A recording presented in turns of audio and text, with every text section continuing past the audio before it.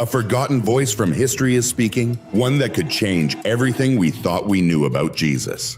What was once dismissed as just another ancient scroll has surfaced, and its content is nothing short of shocking. Claudia Procula, the wife of Pontius Pilate, left behind a testimony, rare, detailed, and deeply unsettling. She wasn't just a bystander. She was there, inside the Roman palace, living through the trial that shook the world. While the crowd screamed for crucifixion, Claudia saw something others didn't, something she would never forget. But who was she? Married to the Roman governor of Judea, Claudia was elegant, quiet, and observant. While Pilate navigated political chaos, she moved silently behind the scenes, hearing whispers, reading faces, sensing the tension building in Jerusalem.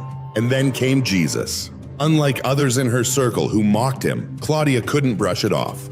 The more she heard about his miracles, his words, his eyes, the more something inside her stirred. Restlessness, wonder, fear. She didn't know it yet, but she was being drawn into a divine story, one that would change her forever. Don't miss what happens next. Hit subscribe, because the truth she saw is more powerful than anyone ever imagined. Claudia Procula lived in quiet conflict, torn between the pride of her Roman heritage and the mystery surrounding the man from Nazareth.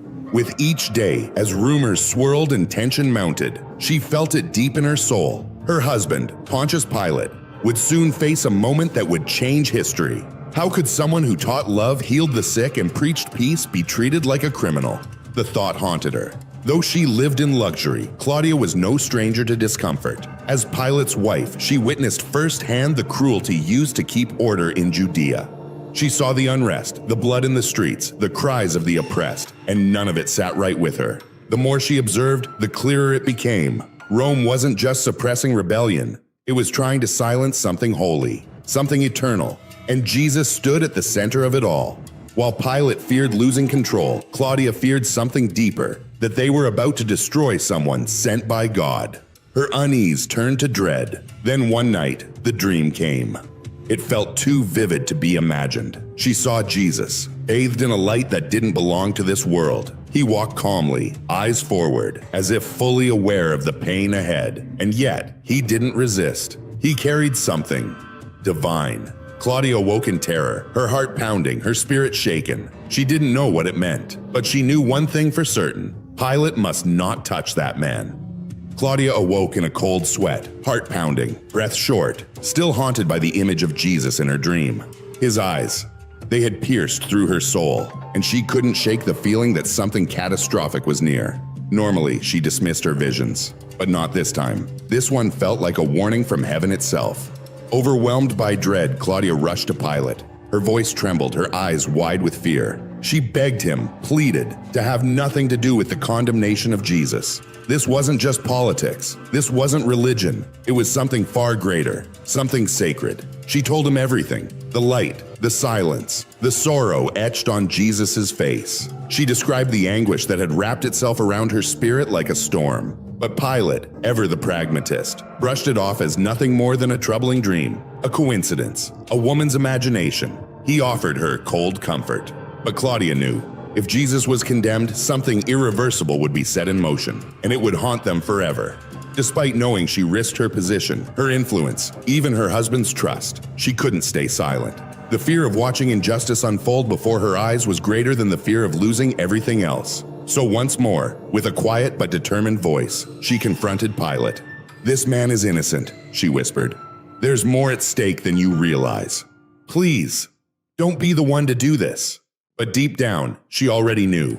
The decision had been made, and the nightmare was just beginning. Claudia pleaded with Pilate one last time. "Don't let the empire bear the stain of condemning someone so pure," she begged. "This man is unlike any other who's walked our land." But Pilate remained unmoved, cold, calculating. To him, Claudia's fears were rooted in superstition, emotions clouding reason. He couldn't afford such softness. The governor of Judea had to appear strong, decisive, especially now, with the religious leaders demanding blood and the people on the verge of revolt. Claudia saw it in his eyes, the iron resolve he had to wear like armor. Still, she tried again, just once more. "Reflect," she whispered, "before it's too late." But her words bounced off the wall of duty that now surrounded him. And then the day came. A heavy shadow fell over Jerusalem. Claudia felt it before she even opened her eyes, a sense of dread so thick it suffocated her breath. Outside the palace, the streets boiled with chaos. Shouts, chants, a storm of voices demanding justice or vengeance. From her place in the background, Claudia watched the scene unfold. Her heart pounded as she saw her husband walk toward the tribunal. His face was pale, drawn, bearing the weight of a decision no man should have to make. The crowd roared outside. Inside, accusations rang like hammers on stone. Miracles, blasphemy, rebellion. Claudia listened in fragments, but each word was like a dagger. They weren't just condemning Jesus. They were sealing the fate of something sacred, something eternal. She knew Pilate didn't want to give in, but she also knew he couldn't afford a riot. The voices of the priests, the demands of the people. They were louder than truth. For a brief moment, she hoped he might choose mercy. But when she heard the cries rising again, "Crucify him!" her hope shattered. The verdict was no longer Pilate's. It belonged to the mob. And so, Claudia stood in silence, watching history break under the weight of fear and pride. Claudia stood frozen, her heart racing, her breath shallow, as the weight of reality sank in. Her desperate plea from the night before had changed nothing. Pilate was caught, between the iron grip of Rome and the roar of the people. And now the trial was slipping beyond his control. She couldn't bear to watch the rest. Every word of accusation, every cry for condemnation felt like a dagger twisting deeper into her soul. Unable to endure the horror unfolding before her, Claudia withdrew, her heart heavy with the certainty that the tragedy she had feared was now inevitable. Yet even from a distance, she felt the atmosphere shift. The voices outside grew louder, more frenzied. The courtroom trembled with tension as demands for death filled the air. Claudia watched Pilate closely. The man who once carried himself with composure now looked weary, conflicted, his face etched with doubt. His eyes betrayed a torment he couldn't hide.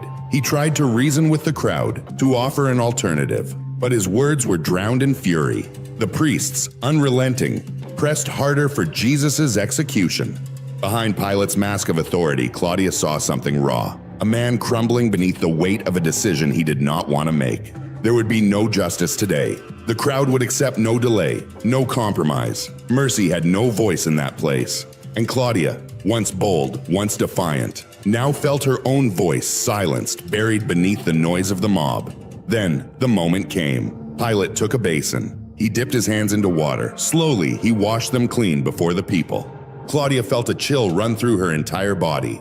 That simple gesture spoke louder than any sentence. He was surrendering, not just to the will of the crowd, but to something darker: fear, self-preservation, and silence. And though his hands were now clean, Claudia knew his soul was not, because deep down, Pilate understood, just as she did, that what had just happened could never be undone. As the verdict echoed through the halls, Claudia felt time stop. This was the moment she had feared. The final chance to stop the unthinkable was gone. And now, all that remained was silence and the weight of regret. She returned to her chambers, but the palace no longer felt like home. Once grand and full of dignity, it now felt lifeless, like a tomb. The air was thick with something she couldn't describe, a haunting quiet, as if Jerusalem itself was holding its breath, swallowed by a sorrow too deep for words. She watched Pilate retreat into himself, silent, stoic, broken. Though he had washed his hands before the crowd, Claudia knew the gesture meant nothing. His soul remained stained by the decision he couldn't escape. And in his eyes, she saw what he wouldn't say aloud: doubt, guilt, and the crushing knowledge that no water could ever cleanse what had been done. For Claudia, the emptiness was deeper still. The image of Jesus, serene, silent, dignified, would not leave her mind. His calmness in the face of hate, his quiet strength under pressure, it haunted her. The nightmare she had once dismissed now seemed like prophecy, and all she could do was wait and watch. The palace had grown unnaturally still. The voices of the crowd screaming for crucifixion still echoed in her mind. Every sound, every memory carved itself into her spirit. She realized that neither she nor Pilate would ever escape this day. They had crossed a line, and there was no going back. Then came the whispers. Jesus was being taken away, to be tortured. The words hit her like a blade. She had only seen him once, but his presence was unforgettable. Now that same man was in the hands of brutal soldiers, mocked, humiliated, crowned with thorns. They treated him like a criminal, but all he had ever spoken of was love, peace, forgiveness. Claudia couldn't understand it. How could the world be so blind to the truth? How could power crush purity so easily? And though she was powerless to stop it, she felt every lash, every insult, every thorn, as if the suffering of that man was tearing through her own soul. Claudia could hardly understand how a man who had spoken nothing but truth and love could be met with such cruelty. Each new report, another beating, another insult, felt like a stone pressing heavier on her chest. Guilt wrapped itself around her like a shroud, and with every passing hour, the world around her seemed to descend deeper into an unrelenting darkness. Her dream, her intuition, even the anguish in her soul, they had all been warnings. Something far beyond human control was unfolding. She felt revulsion for what was happening.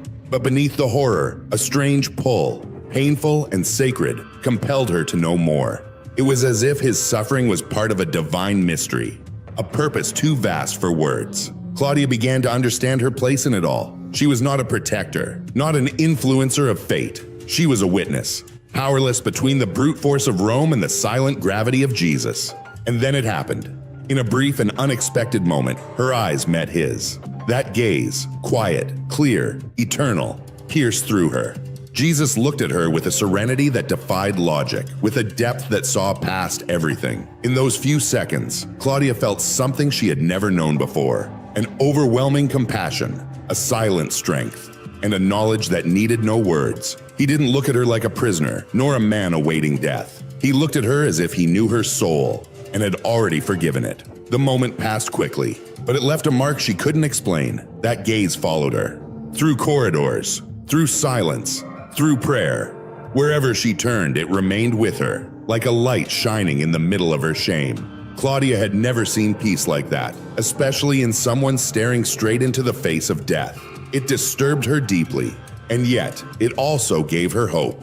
For the first time, she saw something that reached beyond Rome, beyond reason, beyond even herself. She wished desperately that Pilate had listened, that he had stopped it all. But it was too late. All she had left was the memory of that moment, a gaze that changed everything, a memory she would carry, not as a mark of guilt, but as the beginning of something sacred inside her. When the day of the crucifixion arrived, Claudia Procula stood on the edge of despair. From the earliest light of morning, a deep and suffocating anguish gripped her chest. It felt as though her soul was unraveling, torn by something far greater than grief.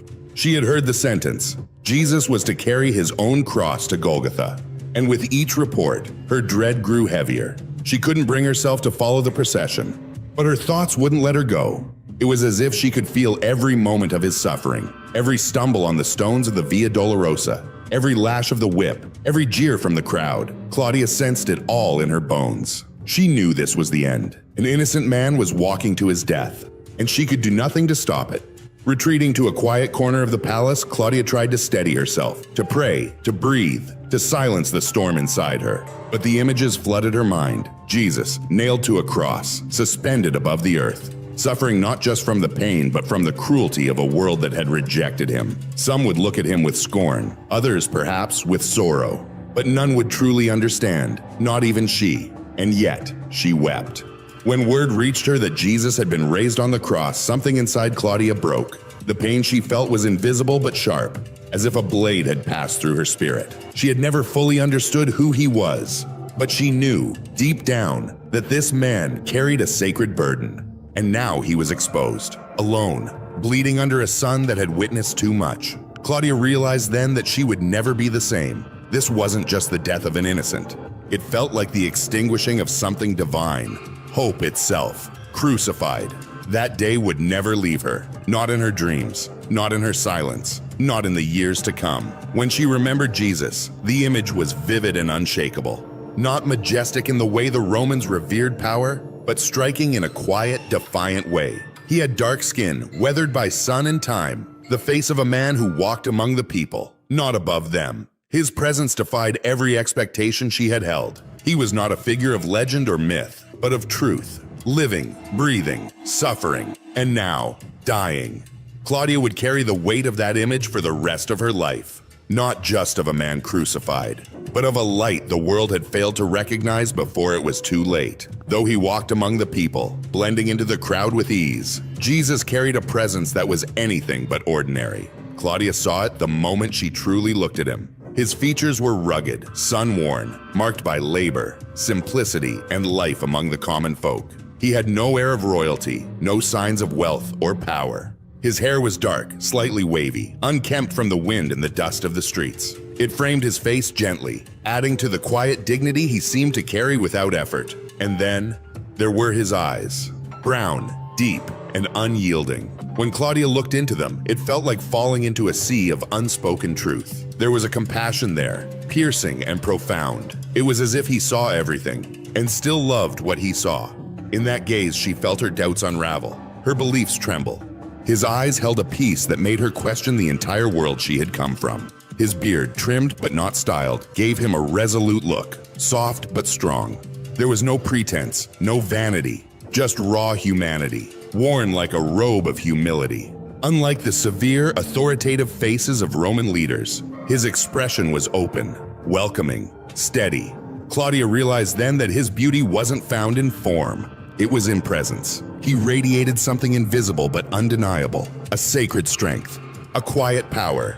It wasn't his appearance that changed her. It was his essence. To the world, he looked like an ordinary man, but to Claudia, he now represented something eternal. As the trial began, Claudia stood tense, her breath shallow, her hands clenched. The scene was both solemn and chaotic. Jesus stood still, accused by priests and leaders who hurled charges of blasphemy and rebellion with venomous passion. Yet amid their shouting and theatrical gestures, he said nothing.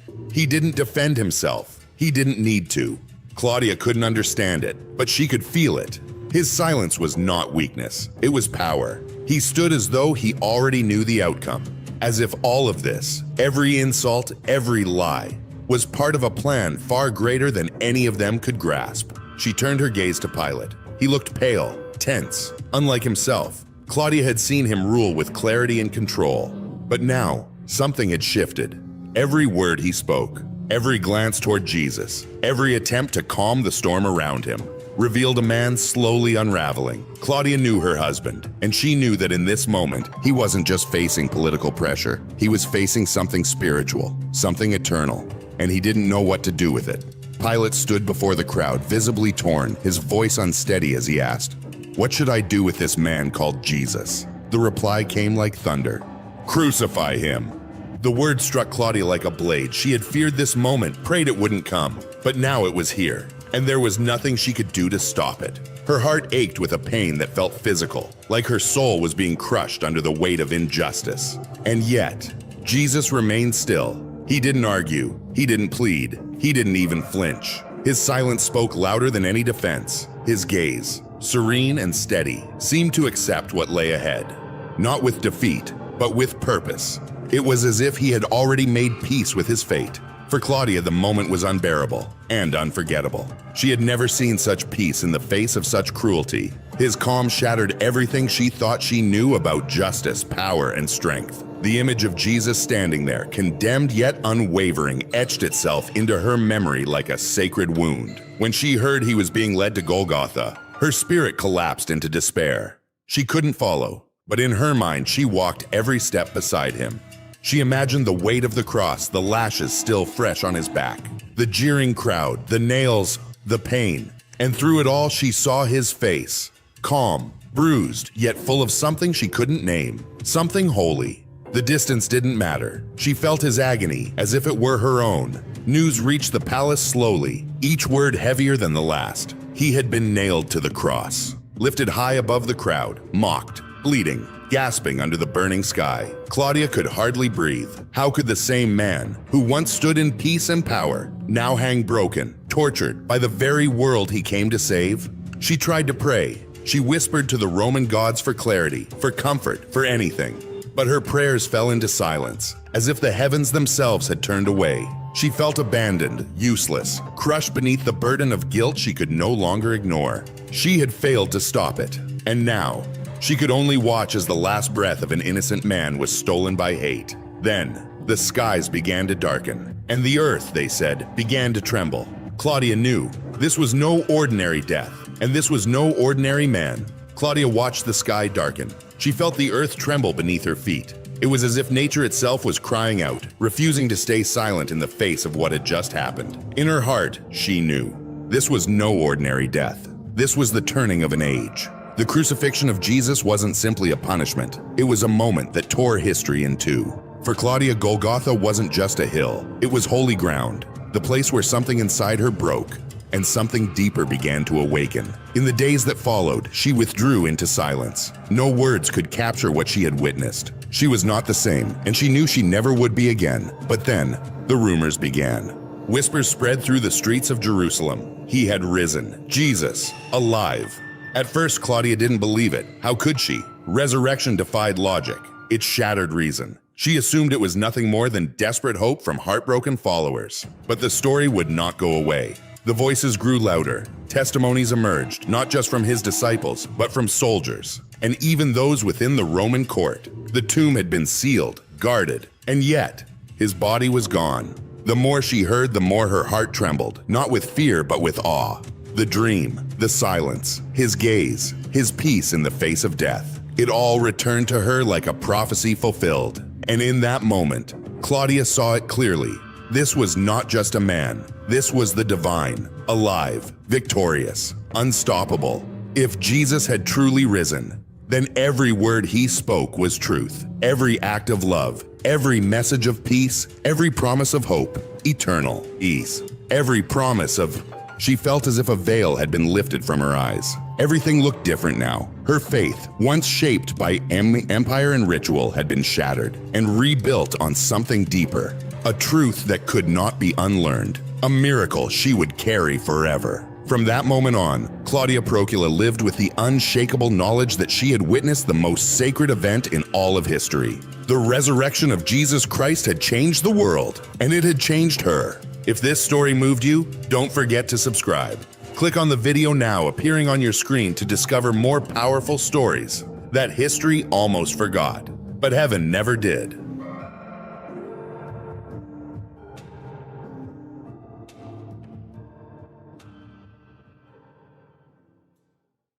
You think you know what Jesus looked like? Think again. What you're about to discover might completely change the image you've held in your mind your entire life. Was Jesus truly the way we've come to picture him in paintings, films, and Sunday school stories? Or have we overlooked a deeper truth hidden in plain sight? There exists a letter, a rare, astonishing document written by Pontius Pilate himself, the Roman governor of Judea, addressed directly to Emperor Tiberius. In it, Pilate describes Jesus in vivid detail, details that don't even appear in the Gospels. He writes of Jesus' face, his skin color, his bearing, his presence. He speaks of his miracles, his trial, his crucifixion, and, believe it or not, his resurrection. But what exactly did Pilate say? What did he dare report to the most powerful man in the Roman world about the physical appearance and divine mystery of the Son of God? Pilate begins his letter with a formal tone, but there's something urgent in his words. You can feel it. Greetings, Majesty. The recent events in my province have been so extraordinary. I feel compelled to recount them in detail. I believe what has taken place here may one day impact the destiny of the empire. He continues almost as if shaken by an unseen weight. It seems as though the gods have turned their backs on us. I'm tempted to say the day I succeeded Valerius as governor of Judea was cursed. Since that moment, my life has been marked by unrest, by inexplicable troubles. Pilate recalls his arrival in Jerusalem, a city tense, spiritual, and volatile. To assert his authority, he took over the praetorium and planned a grand banquet. He invited the Tetrarch of Galilee, the high priest, and other influential leaders. But then, something strange happened. When the hour of the banquet arrived, no one came. Why? That moment would be the first of many unsettling signs. What happened next only deepened my unease. When none of the invited guests showed up to the banquet, I took it as a personal insult, not just to me, but to the authority of Rome itself, a blatant act of disrespect. A few days later, the high priest finally came to visit. His demeanor was grave, but behind his solemn face, I sensed deception. He claimed his religion forbade him from dining with Romans. It was a convenient excuse, one steeped in piety. But his eyes betrayed him. I saw right through it. I accepted his explanation outwardly, but inwardly it was clear. This man, and those aligned with him harbored deep resentment toward our rule. Their loyalty lay not with Rome, but with their own ambition. I must advise, with all seriousness, that Rome keep a wary eye on the high priests of Judea. These men, cloaked in religion, would sell their own mothers for power, for wealth. They are dangerous. Of all the territories we have conquered, Jerusalem is the most volatile. The people are restless, rebellious. I live with the constant fear that a single spark could ignite an uprising. My military strength here is weak. I have only 1 centurion and 100 men under my command. I pleaded with the governor of Syria for reinforcements, but he sent word back that he could barely protect his own region. Rome wants to expand, but I fear our hunger for dominion may outpace our ability to defend what we've already claimed. This imbalance, if it continues, could spell the eventual downfall of the empire. To avoid inciting unrest, I have kept my distance from the people. The priests hold sway over them, and I fear what they might stir up behind closed doors. Still, I've made every effort to understand this strange, stubborn population. And one rumor, above all others, began to circulate like wildfire through the streets and synagogues. They spoke of a young man from Galilee, a teacher, a prophet, a man who preached a new doctrine in the name of a God who had supposedly sent him. At first, I suspected he might be fomenting resistance, another agitator using divine claims to rally the masses. But the more I listened, the more I learned. I realized something astonishing. Jesus of Nazareth was no enemy of Rome. If anything, he seemed more at odds with the Jewish leaders than with us. One afternoon, as I passed through the city square, I noticed a crowd, unusually quiet, yet deeply attentive. At the center, leaning casually against a tree, stood a young man, speaking with calm authority. There was something about him, a presence, that set him apart from everyone else. It didn't surprise me when I learned who he was. I chose not to interrupt. I moved on. But I ordered my personal secretary, Manlius, to remain behind, to stay in the crowd and listen. Manlius is no ordinary aide. He is the grandson of a once notorious conspirator who waited years for Catiline in the hills of Etruria. He speaks Hebrew fluently, and above all, I trust him implicitly. Later that evening, Manlius returned to the Praetorium. What he told me about Jesus would stay with me for the rest of my life.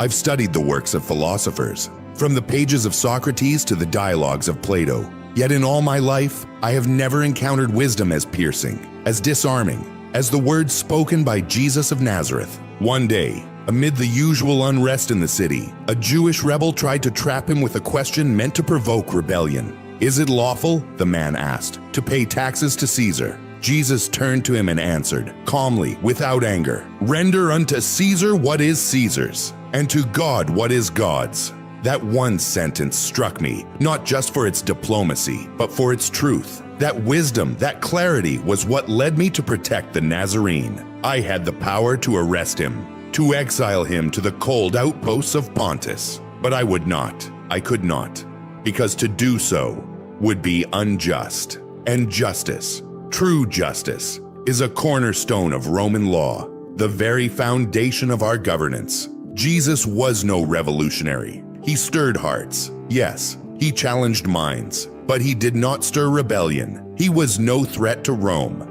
Quietly, and perhaps without him even realizing it, I extended him a shield, a freedom to speak, to gather, to choose his followers, to teach. I allowed it, believing in the strength of our republic. But if, one day, may the gods forbid, the old religion of our fathers is overtaken by this new faith, it will not be because of swords or armies. It will be because of this very tolerance. And I, Pontius Pilate, a mere instrument of fate, will have played a part in what the Jews call providence, and what we Romans simply call destiny. Of course, not everyone shared my restraint. The wealthier and more powerful among the Jews, the priests, the Pharisees, grew furious with the freedom I allowed him. Jesus did not flatter them, he confronted them. And to me, that was reason enough to let him be. He looked into their eyes and said, "You are like serpents, whitewashed tombs, beautiful on the outside, but full of decay within." He scorned their arrogance. He denounced their rituals when divorced from humility. He taught that before God, the lowliest man who walks in humility is greater than the highest seat at a banquet.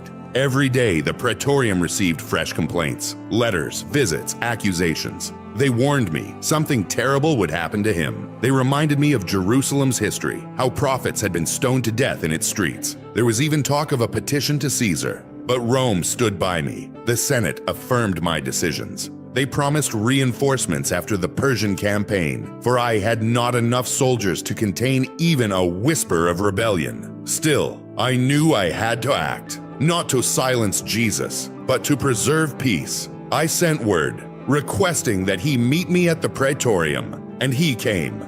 Now, I am of Roman and Spanish blood. I do not fear easily. I do not tremble in the face of men. But as I stood on the marble balcony and Jesus approached, I felt something I had never known. It was as if my feet had fused to the stone beneath me. My body trembled, like a guilty man standing before judgment. And yet, the Nazarene stood calm, still, serene, as if made of pure light. He didn't need to speak. He simply raised his hand in quiet acknowledgement, as if to say, "I am here." In that moment, I was both awestruck and ashamed. I saw a presence that no sculptor had ever captured in the form of a god. He was nothing like the legends of Olympus, and yet far more divine. I finally summoned the courage to speak. Jesus of Nazareth, for 3 years, I've allowed you complete freedom. I have no regrets. Your words carry wisdom, greater than even the teachings of Socrates and Plato. Whether you've read them or not, your speech carries both simplicity and greatness. The emperor is aware of your influence, and as his representative, I am content to have protected you. But then I added, with a heavy heart, still, your words have stirred powerful enemies. Socrates too had enemies, and he died for it. Yours are even more furious. Some accuse me of conspiring with you, of weakening the last threads of Roman control over these people. I urge you, not as a threat, but as a warning, be careful. Be wise. Pride is a tool your enemies may wield to rouse the crowd, and if they succeed, I may be forced to act according to the law. Jesus looked at me with compassion, not fear, and he answered, "Ruler of the earth, your words are not born of true wisdom. Ask Mount Tabor to stop in the valley, and it will tell you it obeys the laws of nature and the laws of the God who created it. Only he knows where the waters will flow. I tell you this truth. Before the rose of Sharon blooms, the blood of the righteous will be shed, but not yours." I was moved, more than I had expected. Looking into his eyes, I said, "Your wisdom surpasses that of these rebellious Pharisees, men who exploit the freedom Rome has so generously granted them. They conspire against Caesar. They poison the hearts of the people, painting him as a tyrant who seeks their destruction." I paused, then added with quiet disgust, "They are blind to their own hypocrisy. Sometimes the wolf wears a sheep's skin, and these men, under a cloak of holiness, pursue wicked ends." I promised him protection. "My praetorium will be your sanctuary, day and night. No harm will come to you here." But Jesus, I never calm, unshaken by power or threats, simply shook his head and smiled, not a mocking smile, a sorrowful, knowing one. When the time comes, he said, "There will be no refuge for the Son of Man. Not on this earth, nor beneath it. The true refuge lies in the heavens." He raised his hand and pointed upward. "What the prophets have written will be fulfilled." Something inside me stirred. Fear, admiration. A man like this, so serene in the face of destiny, unnerved me. So I stiffened, fell back on my authority, and replied with formality, "You leave me no choice. I must now turn my request into a command. The security of this province, under my watch, depends on it. You must be cautious with your words. You know the consequences. I bid you farewell. May happiness go with you." Jesus answered softly, "Prince of the earth, I did not come to bring unrest, but peace, love, and charity." I was born on the same day that Augustus Caesar brought tranquility to the empire. Then he paused, eyes steady, voice unwavering.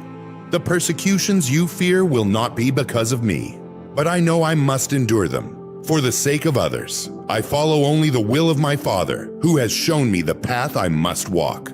And then, as if the moment had passed from history into legend, he turned and walked away, like light fading on the horizon.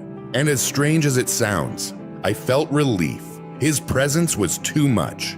too heavy, too pure. Later, Herod came to see me, old, arrogant, petty. He had joined the ranks of Jesus' enemies, not out of conviction, but revenge. Had the decision been his alone, Jesus would have been executed without a second thought. But Herod, despite all his pomp, hesitated. He feared losing favor with the Senate. Perhaps, like me, he feared Jesus too. But no Roman official could ever admit to fearing a Jew.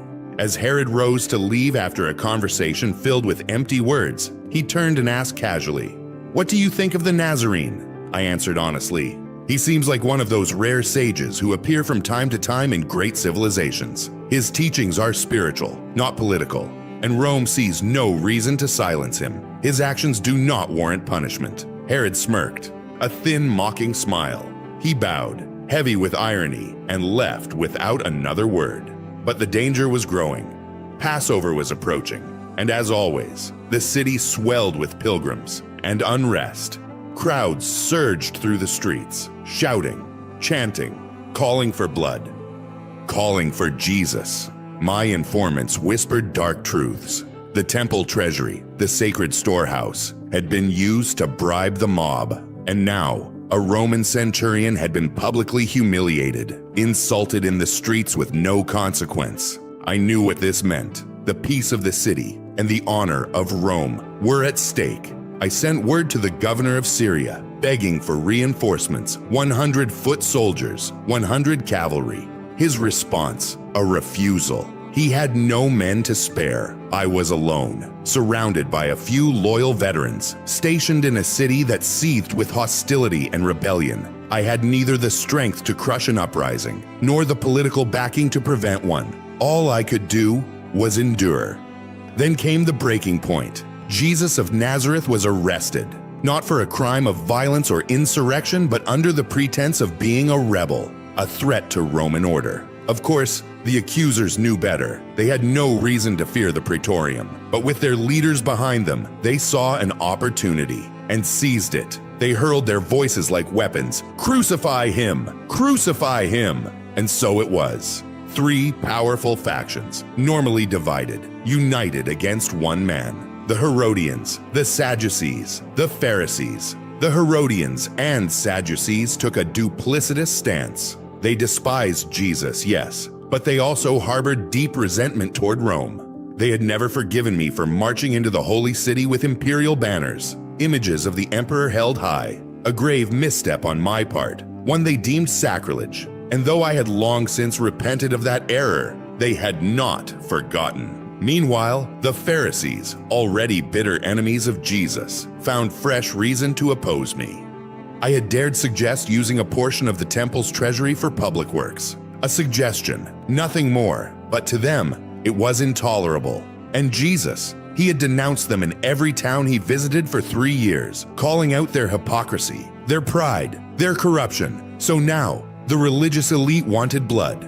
The restless masses wanted spectacle. And I was caught in the middle of it all, a governor with no reinforcements, surrounded by chaos. To make matters worse, the people, reckless and easily swayed, were always one rumor away from revolt. The city was combustible. Jesus was dragged before the high priest Caiaphas, who swiftly pronounced a sentence of death. But in a move of calculated submission, he sent Jesus back to me, asking me to confirm the sentence and order the execution. I refused. I stated plainly, Jesus was a Galilean, and therefore his case fell under Herod's jurisdiction. I sent him to Herod. But Herod, hiding behind a false humility and feigned respect for Roman law, washed his hands of the matter. He sent Jesus right back to me, placing the full weight of this terrible decision in my hands. By then, my palace had become a fortress. The crowd outside swelled by the hour. Rebels, agitators, pilgrims, even people descending from the mountains of Nazareth filled the streets. It felt as though the whole of Judea had converged on Jerusalem. A mystic, some said a seer, fell at my feet weeping. Eyes wild with terror, she begged me, "Do not touch this man, he is sacred. Last night I saw him walking on water, flying on the wings of the wind. He spoke to the storm, and the waves obeyed. I saw blood in the rivers, statues of Caesar shedding tears, the sun rising like a virgin clothed in mourning." if you do not heed your wife's warnings, a great misfortune awaits you. Fear the curse of the Roman Senate. Fear the thrones of Caesar. Even the marble steps of the Praetorium trembled beneath the weight of the surging mob. Jesus was brought back to me, silent, bruised, unbroken. I walked into the hall of justice, guarded but exposed. The crowd roared like a storm pressing against the stone walls. I raised my voice above the chaos. "What do you want from me?" Their answer was deafening. "Death!" I demanded reason. "What crime has he committed?" They shouted, "He blasphemed. He prophesied the destruction of the temple. He called himself the Son of God, the Messiah, the King of the Jews." I stood firm.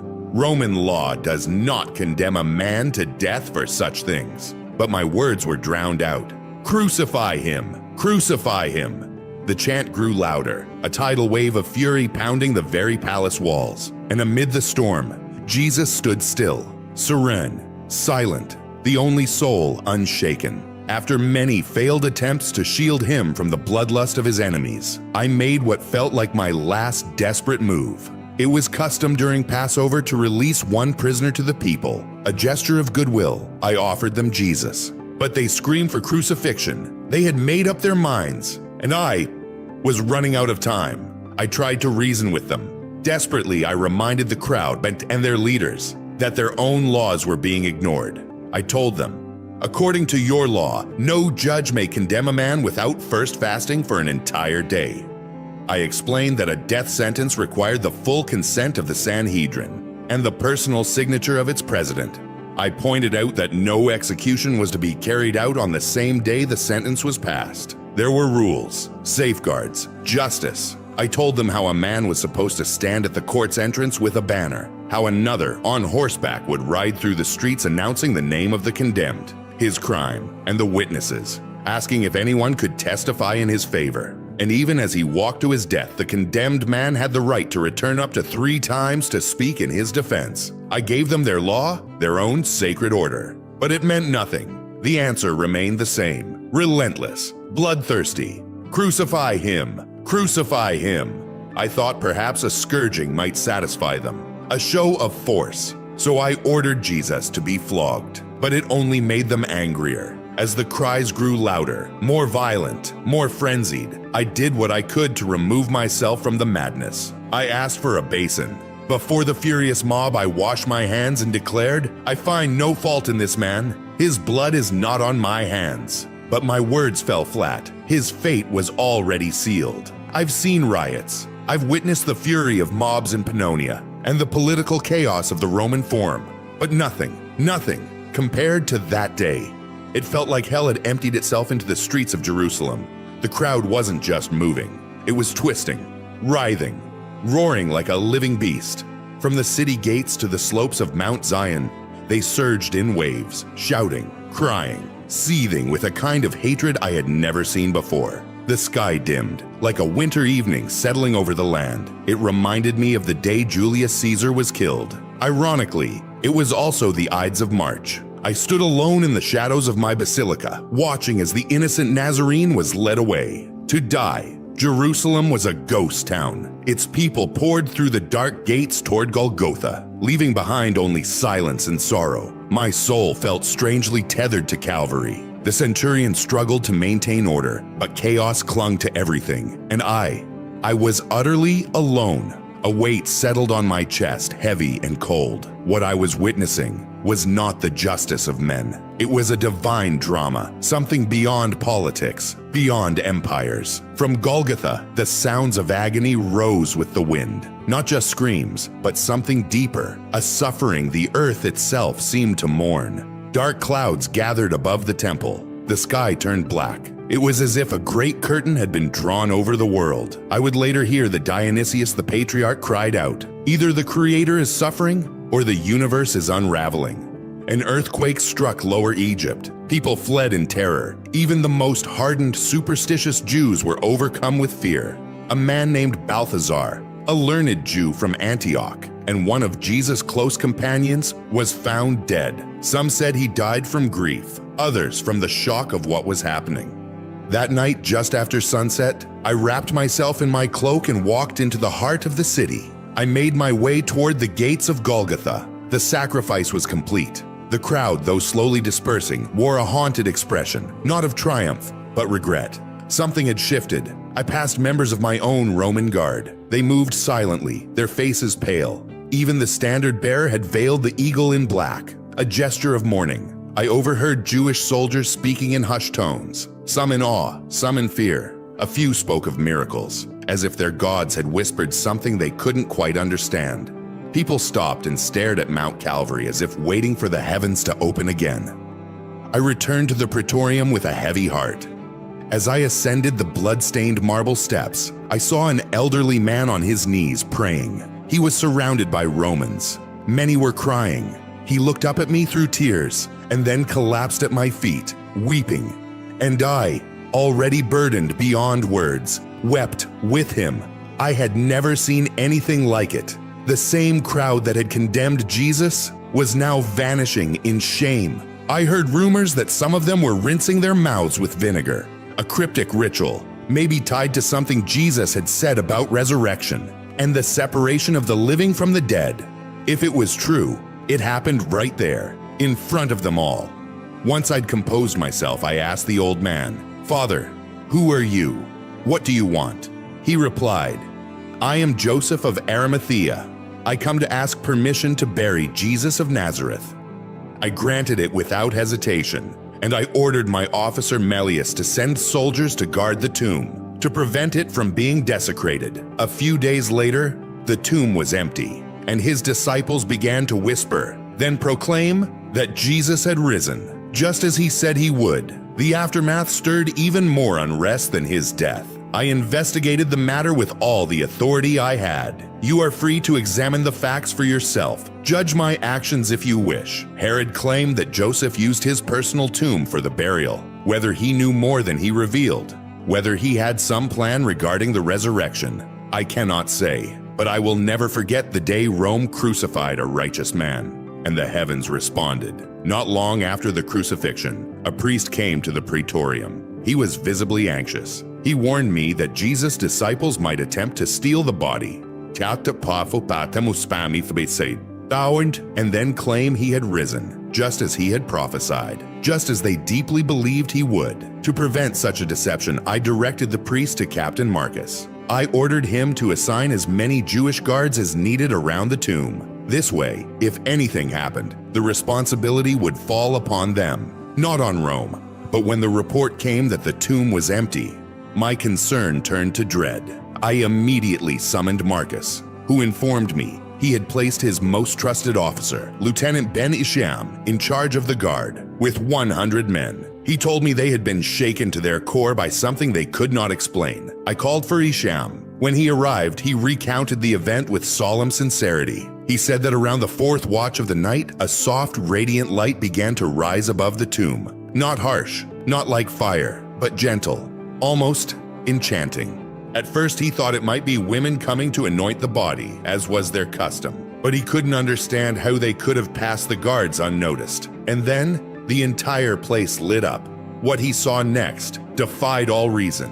He described a vision, or perhaps a reality, of the dead rising, figures in burial shrouds, appearing youthful, joyful, as if resurrected themselves. He said heavenly music, a music unlike anything he had ever heard, filled the air. It felt, he said, as though the sky itself was praising God. Then, the earth began to tremble. The ground moved beneath his feet, and he collapsed, unable to stand. He fainted. When he awoke, he was lying face down in the dust. I asked if perhaps what he saw was simply the sunrise. He shook his head. At first, yes, he had wondered that, but the darkness lingered. It was too early, and the light he saw did not come from the east. I asked if the dizziness could have come from standing too fast. He replied that he hadn't slept, knew the punishment for falling asleep on duty was death. Some of his men, he admitted, had slept, but he had not closed his eyes once. I asked how long the strange light lasted. He couldn't say for sure, but he estimated nearly an hour passed before true daylight overtook it. Had he approached the tomb afterward? He had been too afraid. And once reinforcements arrived, they returned to the barracks immediately. I asked if the priests had spoken with him. He nodded. Yes, they had. They pressured him to lie, to say it was an earthquake. to claim that the guards had fallen asleep. They even offered him money if only he would testify that the disciples had stolen the body. But he refused. He had seen no disciples. He hadn't even realized the body was gone until he was told. I asked what the priests themselves believed. He said some of them, in private, had begun to say that Jesus may not have been an ordinary man, that he wasn't Mary's son in the way people assumed. They whispered that he might have been a divine being, the same presence who appeared in ages past to Abraham, to Lot, and in other mysterious moments of history.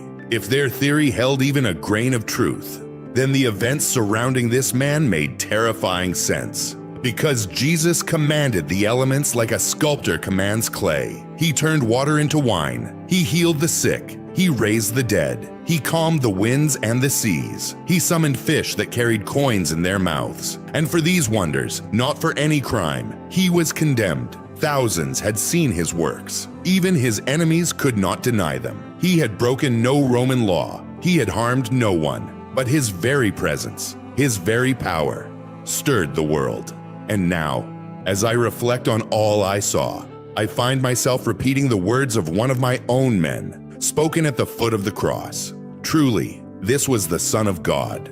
I once described Jesus of Nazareth in a report to Caesar. I wrote that he stood of average height, but there was nothing average about him. He carried himself with calm authority. Wherever he walked, people noticed. His face radiated gentleness and peace. Even under pressure, he never lost that serene expression. His eyes, the most unforgettable part, looked at people not with judgment, but with a kind of deep understanding, as though he saw through them, not to condemn, but to love. His hair was long and soft, slightly wavy, falling over his shoulders like woven silk. Its color, a light chestnut, almost golden, unusual among the people of this land. And his eyes, they were said to shift in hue, from warm hazel to piercing blue, depending on the light, or perhaps the soul looking into them. They were eyes that held both wisdom and mercy. And when he looked at you, it felt as if heaven itself had paused and was watching with him.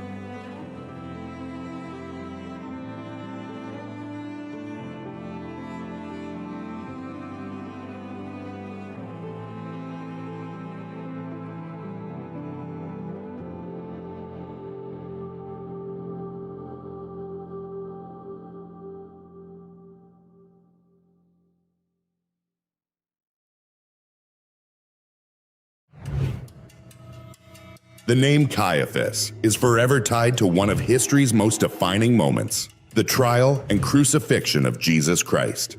As the high priest of Jerusalem, he stood at the center of the storm, making decisions that would shape the fate of the world. But then, something happened that shook him to his core. Haunted by whispers that the man he condemned had risen from the dead, Caiaphas was confronted by a vision. In it, he saw Jesus, alive, radiant, undeniable. And in that moment, everything he thought he knew began to collapse. What did Caiaphas see? What did Jesus say to him? And how did this one vision begin to unravel the certainty of a man who once stood so sure? Come with us as we step back into the streets of ancient Jerusalem to uncover the powerful account of Caiaphas, the priest who once stood against the Son of God, and the guilt that would follow him forever. And if you believe in the truth of Jesus Christ, don't forget to subscribe and stay with us for more. It was a volatile time in Jerusalem. Tensions simmered under Roman rule, and the Jewish people longed for deliverance. At the center of both religious authority and political influence stood Caiaphas, the high priest, a leading figure among the Sadducees, and a man deeply embedded in power. But then came Jesus, a carpenter turned preacher, performing miracles, drawing massive crowds, and igniting whispers that he might be the long-awaited Messiah. To the common people, he was hope. But to Caiaphas, he was a threat. The louder the crowds praised Jesus, the more Caiaphas felt the ground shift beneath him. When Jesus entered Jerusalem to a wave of celebration, palm branches waving, voices shouting, "Hosanna!" something inside Caiaphas snapped. This wasn't just a preacher anymore, this was a movement. And movements he feared could provoke Rome. Desperate to preserve his authority and afraid of what might come, Caiaphas made a decision. One that would set into motion a chain of events that changed history forever. In the days of King Herod, under the watchful eye of Rome, power in Jerusalem rested in the hands of a few. The high priesthood was no longer purely spiritual. It had become political. A small circle of elite Sadducee families held the role, selected not by divine calling, but by Roman approval. The Romans preferred it that way. Why confront the people directly when a few loyal priests could do it for them? In return for their cooperation, these families were rewarded with wealth, influence, and authority. At the top of it all stood the high priest, Rome's trusted gatekeeper, tasked with keeping the peace and protecting the delicate balance between Jewish tradition and Roman control. But that balance came with a cost. Any disturbance, any voice that stirred unrest or challenged the system, was seen not just as a spiritual issue, but a political threat. And threats to the system? They had to be silenced. Jesus of Nazareth appeared at a time when the political and religious climate in Jerusalem was already on edge. His message was bold. The kingdom of God was at hand. And with every sermon, every miracle, the crowds around him grew. To the ordinary people, he brought hope. To the religious elite, he stirred fear. When Jesus entered Jerusalem during Passover, the most crowded and volatile time of the year, thousands welcomed him as the Messiah. They laid down palm branches and shouted praises. To High Priest Caiaphas, it was a warning sign. This wasn't just a teacher. This was a movement strong enough to shake the foundation of their fragile control. Caiaphas wasted no time. He summoned the Sanhedrin, the Jewish ruling council, to an emergency meeting at his palace. The air was thick with urgency and fear. Jesus was performing signs and wonders, and his influence was spreading fast. They feared what the Romans might do if they sensed a rebellion rising. If Jesus kept gaining ground, Rome would act. And their wrath would fall not just on him, but on all of them. Their titles, their status, their very lives could be at risk. Worse yet, the nation itself could suffer under the weight of Roman vengeance. So in that dark chamber, a decision began to take shape, one that would change everything.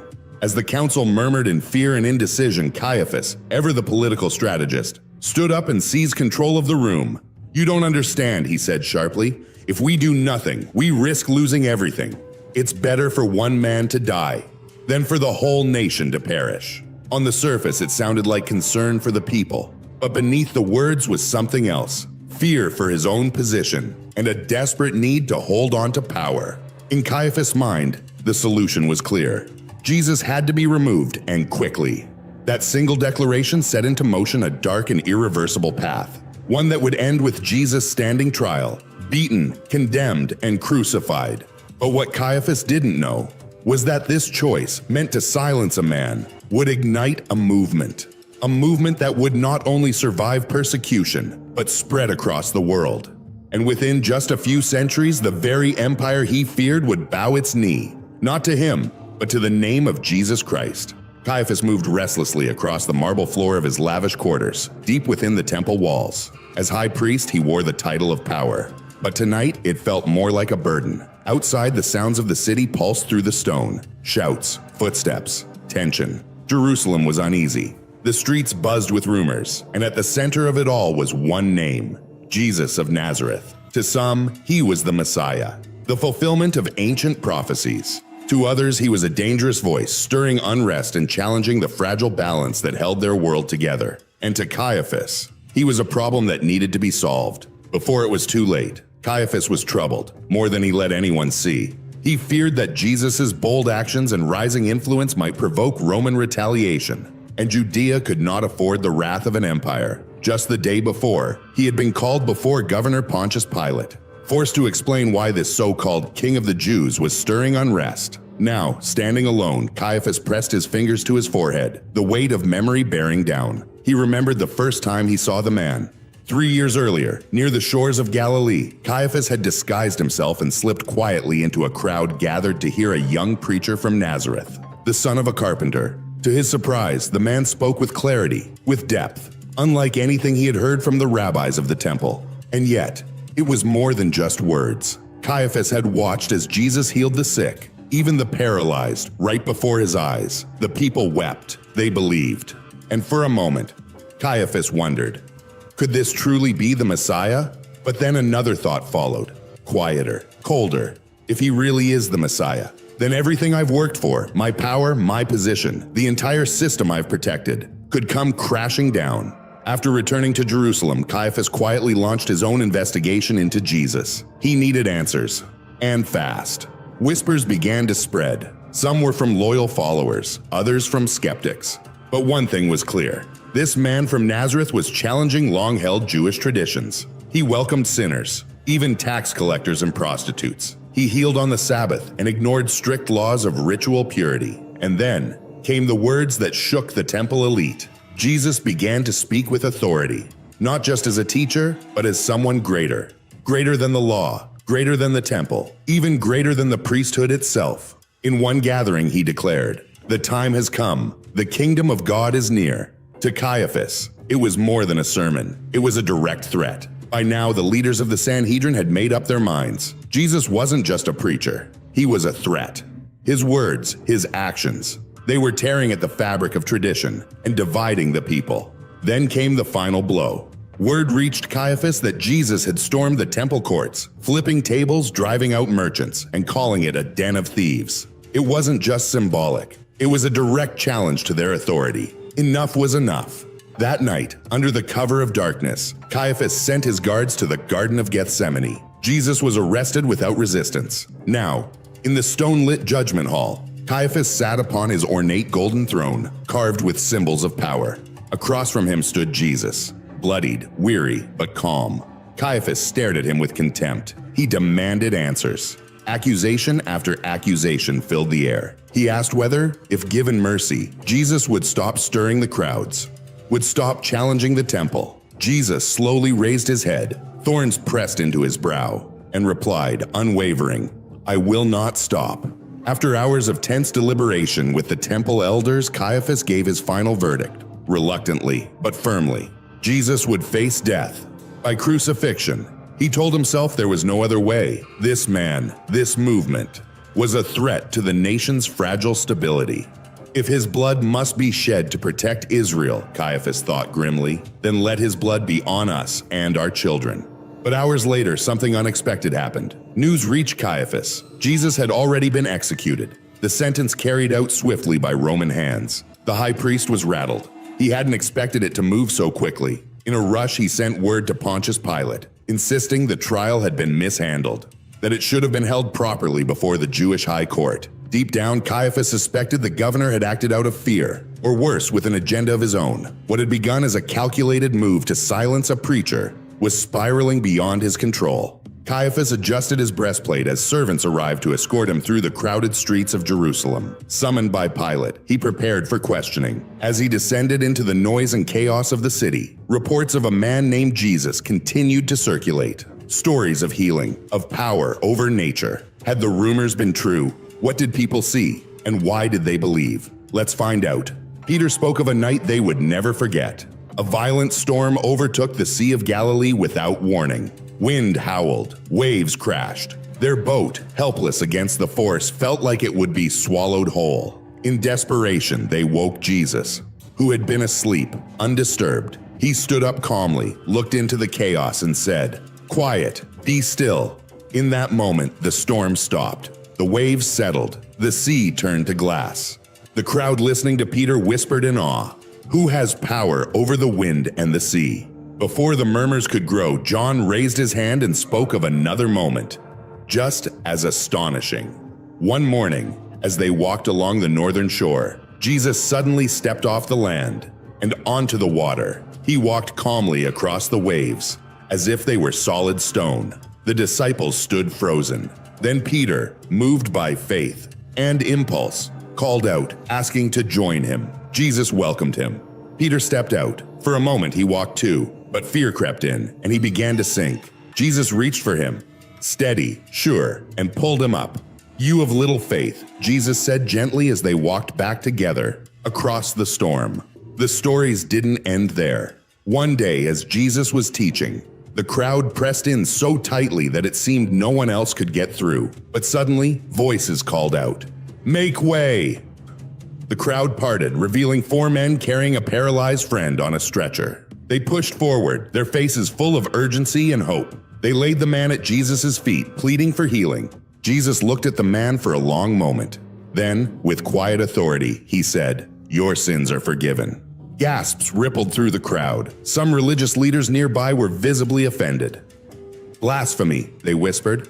"Only God can forgive sins." But Jesus turned to them and spoke plainly, "So that you may know the Son of Man has authority." He then looked back at the man and said, "Get up, take your mat, and walk." A deep silence fell, and then movement. The man sat up, stood, and began to walk, steady and whole. The crowd was stunned. "Praise God, I'm healed," he cried. Cheers erupted. The people surged forward again, not just to see miracles, but to witness the power behind them. As the crowd pressed closer, Peter and John stepped forward to speak. People were full of questions, stunned by what they had just witnessed. This Jesus, he couldn't be just a teacher from Galilee. They had seen too much. Miracles, power, authority over nature, sickness, and even sin. Still, even Peter and John couldn't fully grasp the depth of what was unfolding. There was more coming, far more than any of them could imagine. Whispers began to circulate. Could it be true? Had Jesus of Nazareth overcome death itself? Was the crucified prophet alive? The idea seemed impossible, and yet it spread quickly. Back within the walls of the Sanhedrin, Caiaphas paced restlessly. It was dawn, 3 days after the execution.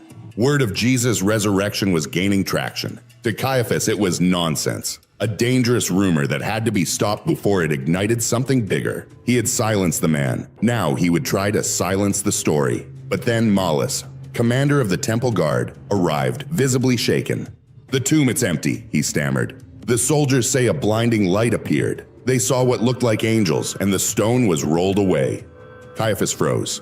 His hands gripped the edge of his robe, its jewels catching the morning light. Had it happened? Had Jesus truly risen? Determined to know more, Caiaphas sent messengers to find two of the disciples, Peter and John. They returned with startling news. The disciples were telling anyone who would listen, Jesus is alive. They claimed they had seen him, near the very place where his body had been laid. At first, even they hadn't recognized him. Not until he showed them the scars in his hands and feet. And then, he sat with them, broke bread, spoke with warmth, and disappeared once again. When Peter and John stood before Caiaphas, he could hardly recognize them. Days earlier, they had been hiding in fear. Now they stood with boldness and joy, convinced that Jesus had risen from the dead. They told him the tomb had been empty that Sunday morning. The burial cloths were still there, neatly folded. Even those who didn't follow Jesus admitted the body was gone.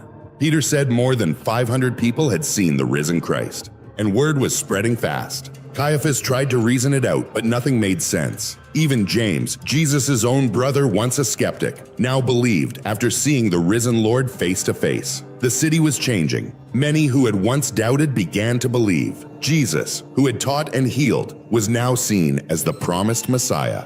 People turned away from the temple leaders and turned toward him. Alone in his quarters, Caiaphas tried to make sense of it all. He searched the ancient prophecies, hoping for clarity. But then something happened that left him shaken. He saw a figure standing silently near his desk, hooded, still. And then he saw the eyes, familiar, gentle, piercing. It was Jesus. "Do not be afraid," he said. "You condemned me, but it was so my Father's will could be fulfilled. The final sacrifice for the sins of all." Caiaphas collapsed, weeping. When his wife Anna found him, he could barely speak, but he knew. Jesus had truly risen, and he had shown mercy, even to the one who sent him to die. In the weeks that followed, the resurrected Jesus appeared again and again, to men and women, to doubters and believers. There was no more denying it.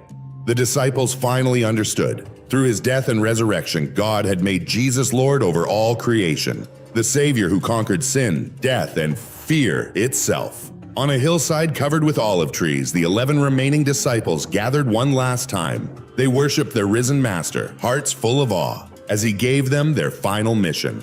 "All authority in heaven and on earth has been given to me. Go and make disciples of all nations up, and surely I am with you always, to the very end of the age." Peter and John, once filled with doubt, now stood as bold witnesses. They knew Jesus wasn't just a prophet. He was the promised Messiah, the Son of God. Later, as the crowd dispersed from the village square, a temple guard approached them quietly. He had heard the stories, and he wanted to understand. "How did you come to know him?" he asked.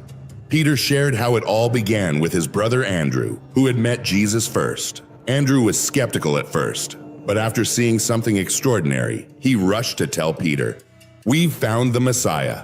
Peter, curious but unsure, went to meet Jesus, and that moment changed everything. He recalled the kindness, the clarity, and the divine pull in Jesus' voice, and how one simple invitation to become fishers of men had redefined his life. John spoke too, describing the way Jesus drew people in, not with force, but with love. There was a purity about him, something unshakably holy, even in his most human moments. Peter explained that while the crowd saw Jesus perform miracles, the disciples had seen more. They had seen him pray, recite scripture, speak with unmatched wisdom, and remain full of grace even when surrounded by hate. There was a peace about him, Peter said, as if he walked with angels only he could see. John added, at times his presence felt otherworldly, like the air around him changed.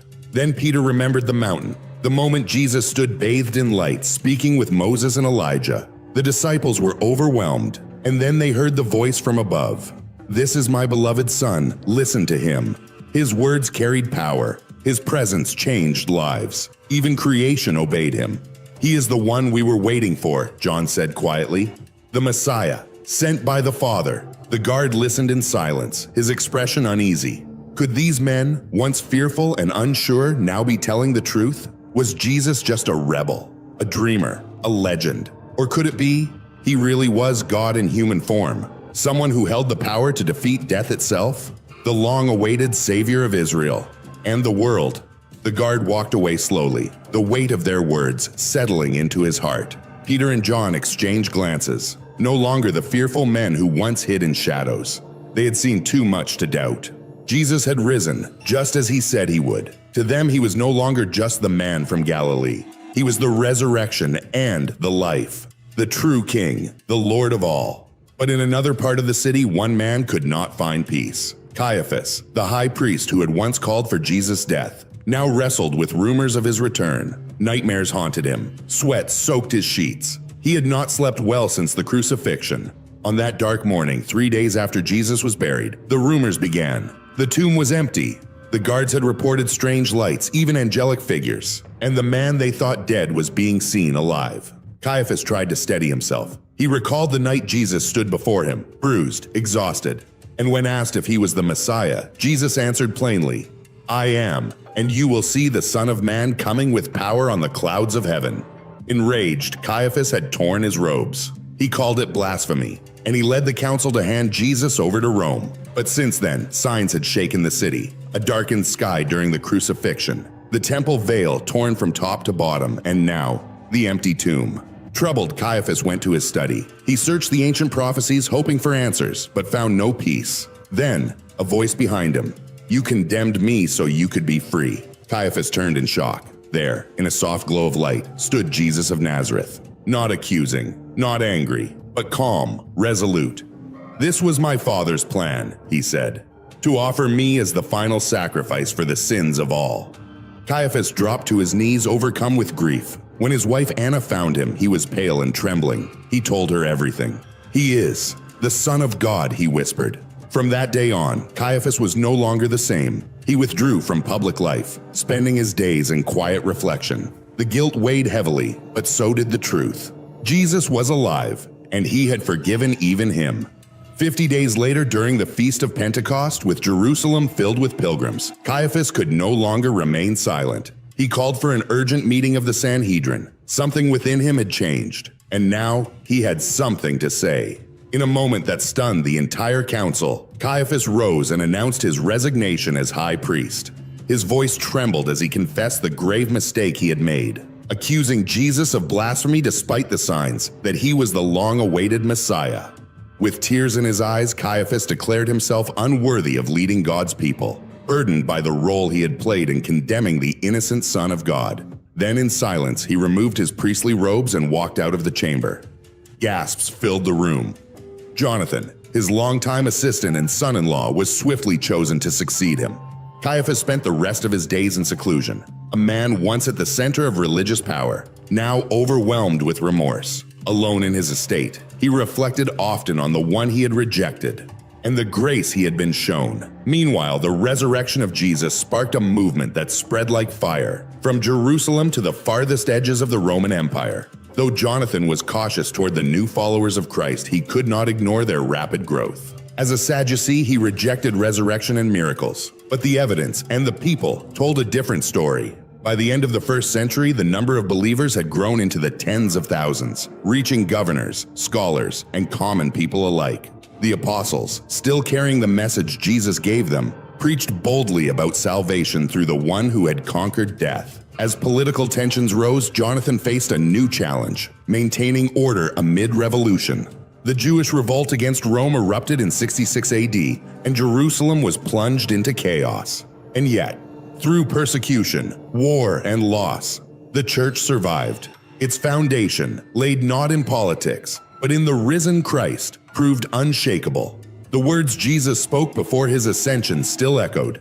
"All authority in heaven and on earth has been given to me. Go and make disciples of all nations. And surely I am with you always, to the very end of the age." Caiaphas' legacy remains etched in the gospel accounts. A man who once condemned the Savior, yet whose story became part of the greater prophecy. In the end, what began with a carpenter from Nazareth, betrayed, crucified, and raised, would become the most transformative faith in human history. Caiaphas, the high priest who orchestrated the trial of the teacher from Galilee, is not only mentioned in the Bible, but also in the writings of the Jewish historian Flavius Josephus. Josephus, who served as a military commander during the first Jewish revolt, later wrote historical accounts that included key figures of the time. He specifically recorded the year Caiaphas began his high priesthood, providing an important confirmation of his existence outside of Scripture. In 1990, archaeologists made a remarkable discovery just south of Jerusalem's Old City. Inside a burial site, they uncovered ornately decorated ossuaries, bone boxes, one of which bore an inscription in Aramaic: "Joseph, son of Caiaphas." The remains inside belonged to a man around 60 years old, matching the historical timeline recorded by Josephus. Modern archaeology has thus affirmed what both scripture and ancient history have said all along. Caiaphas was real, and his role in the trial of Jesus was very much part of history. His decision to sacrifice one man for the sake of the nation would alter the course of the world in a way he never imagined. If this story moved you, don't forget to subscribe for more powerful accounts from scripture and history. And if you're curious to learn more, click the next video on your screen. God bless you, and may truth always lead you deeper. There's an old letter long attributed to the famous Jewish historian Flavius Josephus that offers a striking portrait of a man so extraordinary he couldn't be ignored. His words describe someone whose presence and actions left a lasting mark. Many believe that man was Jesus Christ. For years, critics argued that there was no credible mention of Jesus outside the Bible. But this ancient text flipped the script. Its discovery added a new dimension to the conversation, one that continues to challenge skeptics and stir deep conviction among believers. So what exactly did Josephus say?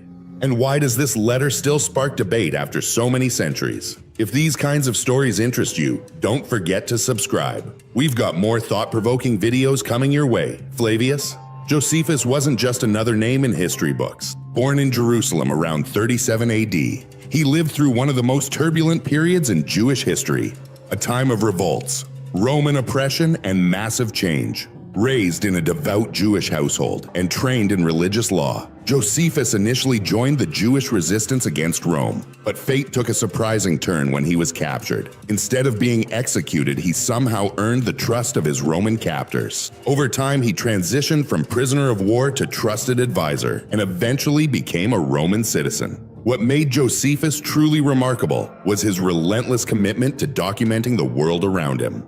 In an era with little concern for accuracy, he stood out for his careful attention to detail. His most influential works, The Jewish War and Antiquities of the Jews, remain essential sources for anyone seeking to understand the political, religious, and cultural landscape of the first century. Historians today still turn to his writings, not just for what he recorded, but for how he recorded it, with clarity firsthand, insight, and surprising neutrality.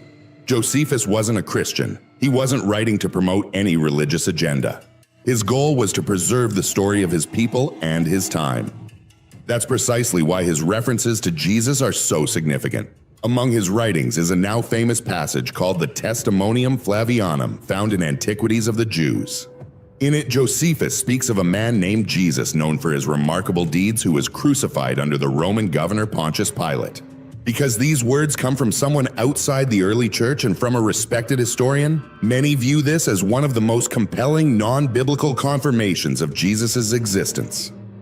The writings of Flavius Josephus have stirred discussion for centuries, not just because of what they contain, but because of what they might reveal. If Josephus truly wrote about Jesus, it changes how we view both history and faith. But what exactly did he say? And why do some argue the passage was altered or forged? To understand that we need to step back into first-century Judea, a land under Roman control, restless and worn down. The Jewish people lived under harsh taxation and deep religious suppression. Protests were silenced. Uprisings were met with brutal force. Judea had become one of the empire's most difficult provinces to govern. In that storm of oppression and unrest, the Jewish people clung to hope, the coming of a Messiah, someone who would rise up, cast off Roman rule, and restore the glory of Israel. Multiple factions shaped this era. The Pharisees held tightly to religious tradition, believing that faithfulness to the law would bring deliverance. The Sadducees, more aristocratic and politically connected, aimed to keep peace with Rome. The Zealots were ready for war, urging violent resistance. Meanwhile, the Essenes withdrew from society, entirely seeking purity and preparing for divine intervention. Into this volatile landscape stepped Jesus of Nazareth. He didn't come with weapons or politics. He came with words that spoke of love, mercy, and a different kind of kingdom. Crowds gathered to hear him. Some believed they saw miracles. Others felt hope ignite inside them for the first time. But that growing influence alarmed both religious leaders and Roman officials. To the Jewish elite, Jesus disrupted centuries of order. To the empire, he risked stirring rebellion. In a time when Rome crushed threats without hesitation, his fate was sealed. And this is the world Josephus lived in. As a Jewish historian caught between faith and empire, Josephus recorded what he witnessed in a land aching for justice and redemption. So when he mentions Jesus, it's not in isolation, it's within a world already burning with expectation, revolution, and fear. In such a setting, a man like Jesus, beloved by some, feared by others, was bound to face the empire's harshest punishment: crucifixion, a death reserved for rebels and traitors. Understanding the world Jesus lived in helps us grasp how a man like him could both inspire deep devotion and provoke powerful opposition. What makes Flavius Josephus' account so intriguing is that he wasn't writing to defend or attack Jesus. He was simply recording what he had seen and heard during one of history's most volatile periods. For centuries, the existence of Jesus was rarely questioned. His story was accepted as fact. But with the rise of scientific inquiry and modern skepticism, that certainty began to erode. Doubts emerged. Was Jesus a real person, or had the church constructed a legend over time? These questions sparked a wave of investigation. Critics pointed to the Gospels, noting they were written by Jesus' own followers, men with a reason to embellish or protect the story. From that perspective, the lack of outside non-Christian references became a key point of contention. Skeptics argued if Jesus truly worked miracles and gathered massive crowds, why weren't more historians of the time writing about him? This growing doubt led scholars back into the archives, searching for independent accounts that could either validate or challenge what the Bible said. And that's where the works of Flavius Josephus gained renewed attention. Unlike the Gospel writers, Josephus wasn't a believer. He had no stake in the spread of Christianity. He was a Jewish historian loyal to his heritage and aligned with the Roman Empire. That neutrality is precisely why his reference to Jesus stands out. To many researchers, it represented something rare, an outside voice, unconnected to the church, acknowledging that Jesus lived. But the passage famously known as the Testimonium Flavianum soon sparked controversy. When first rediscovered, some scholars questioned whether Christian scribes had modified the text during the Middle Ages. They pointed to phrases that seemed too flattering words, unlikely to have been written by a Jew who didn't follow Jesus. This led to speculation. Was the entire passage forged, or was it real, just later embellished? Over time, textual analysis and manuscript comparisons offered clarity. Versions of the Testimonium found in 10th century Arabic, Christian writings suggest that Josephus did indeed mention Jesus, but in a more restrained, neutral tone. These sources support the idea that while some glowing language may have been added by later editors, the core reference is likely authentic. Today, scholars continue to debate the details, but many agree on this. The heart of the passage, Josephus acknowledging the existence of Jesus, remains intact, and that makes it one of the most valuable non-Christian sources we have for confirming that Jesus of Nazareth was not a myth but a real historical figure. It's hard to dismiss the importance of a first-century Jewish historian referencing a man named Jesus known for his works and crucified under Pontius Pilate. That's not the kind of detail easily imagined or inserted into history by chance. But it wasn't until long after Josephus' death that his mention of Jesus gained widespread attention. During the Middle Ages, Christian scholars began to study his writings more closely, especially Antiquities of the Jews. Within its pages, one passage stood out, a description of Jesus so vivid it soon became known as the Testimonium Flavianum. For many believers and historians alike, this was a turning point. Here was a reference to Jesus from outside the Bible written by someone who wasn't a follower. It offered independent confirmation that Jesus had truly lived, taught, and died under Roman authority. Still, preserving this passage through the centuries wasn't easy. In a time when every manuscript had to be copied by hand, many documents were lost, damaged, or even altered. The survival of the Testimonium is largely thanks to Christian monks and scholars who painstakingly preserved Josephus' works. One of the earliest recorded versions comes from the 4th century, cited by Eusebius of Caesarea, a respected church historian. His writings played a key role in keeping the passage alive for future generations. When the Testimonium Flavianum resurfaced, it was hailed as groundbreaking. For the first time, a non-Christian text described Jesus not only as a historical figure, but as someone admired for his wisdom and miraculous deeds, and who had drawn many followers. Josephus wrote that Jesus was condemned to death by Pontius Pilate, a detail that matched biblical accounts and seemed to validate them. But with discovery came doubt. Could Christian scribes have tampered with the original text? Some phrases, particularly those praising Jesus as the Messiah, raised eyebrows. Critics questioned whether those words truly belonged to Josephus, a Jewish historian who never converted to Christianity. This suspicion led to decades of scholarly debate, yet other ancient versions helped restore balance to the discussion. One of the most compelling was a 10th century Arabic manuscript by Agapius of Hierapolis. His version still included a mention of Jesus, but in a more neutral tone, stripped of the overt praise found in later copies. This helped support the theory that while some embellishments may have been added over time, the core of the account likely remained authentic. Today, the Testimonium Flavianum continues to stand at the center of one of history's most fascinating debates. It doesn't just offer a potential confirmation of Jesus' existence, it challenges modern skepticism and invites both believers and critics to look deeper. Despite questions of textual purity, the significance of Josephus' account remains. Its detail, its origin, and its endurance make it one of the most important historical references to Jesus found outside of Scripture. What makes the Testimonium Flavianum truly remarkable is the clarity with which it presents Jesus not as a vague figure but as a man deeply embedded in history. According to Josephus, at that time there was a man named Jesus, a wise man. If one should even call him a man, he performed amazing deeds, taught the truth to those eager to hear it, and drew many followers, both Jews and Gentiles. He was the Christ. Pilate, acting on charges brought by our leaders, condemned him to the cross. But those who loved him never abandoned him. On the 3rd day he appeared to them alive again, just as the prophets had foretold. And to this day, the group known as Christians named after him has not faded away.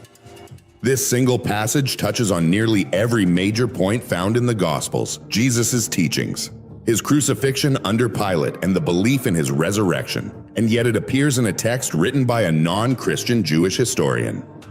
That alone is astounding. In a time when independent references to Jesus were almost non-existent, Josephus not only acknowledged his existence, he described him as a man who performed wondrous acts and left a lasting impact on a growing movement. But that's also why the passage has drawn so much scrutiny.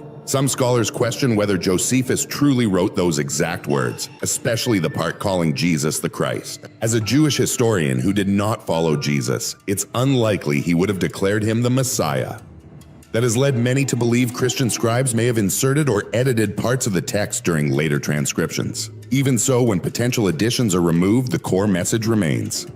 Josephus acknowledged Jesus as a wise teacher who was crucified under Roman authority and whose followers remained faithful after his death. What's more, Josephus doesn't frame Jesus in a negative light. He doesn't call him a fraud or a threat, as one might expect in a Roman-era account of someone who disrupted the status quo.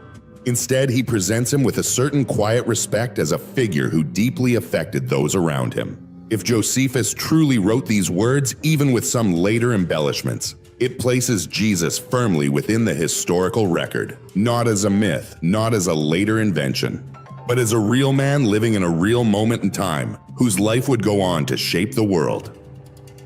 One of the most fascinating moments in the Testimonium, Flavianum, comes when Flavius Josephus refers to Jesus not as a typical preacher, but as a man known for great deeds, or depending on the translation, a doer of extraordinary works. This wasn't a casual choice of words. In fact, it adds a powerful layer of meaning to the entire passage. Josephus, writing not from a place of faith, but from the vantage point of a Romanized Jewish historian, chose language that set Jesus apart from the countless teachers and prophets of his time. To call someone in the first century a worker of wonders was no small thing. This was a world highly skeptical of miracle claims, especially among both Jews and Romans. For Josephus to use such a phrase suggests that Jesus' reputation had become so widespread, so persistent, that it couldn't be ignored even by those outside his circle of followers. Importantly, Josephus wasn't a Christian. He had no theological reason to exaggerate. If anything, his intended audience, educated Jews and Romans, would have been cautious, even suspicious of anyone claiming supernatural power. That's what makes this description so striking. It reflects what many people at the time seemed to believe, that Jesus performed acts which stirred awe, curiosity, and sometimes controversy. And that description lines up with the Gospel's accounts of healings, multiplying food, calming storms, and even raising the dead. Whether Josephus personally believed in the miracles or not, he documented what was widely spoken. Jesus was no ordinary man. This also helps us understand why Jesus drew such large crowds. In a region weighed down by Roman rule and spiritual longing, people weren't just looking for another sermon. They were looking for hope, something real, something powerful. And Jesus, in the eyes of many, offered exactly that. Josephus didn't elaborate or embellish. He simply noted what the people of Judea already saw.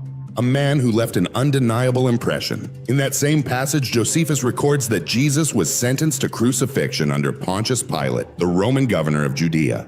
This is one of the most critical pieces of the entire account because it directly aligns with what the Gospels record. Crucifixion wasn't a punishment handed out casually.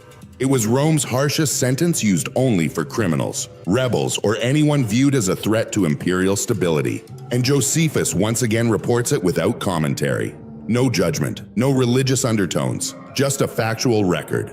Jesus was crucified by Roman authority. This neutral tone gives the statement even more credibility.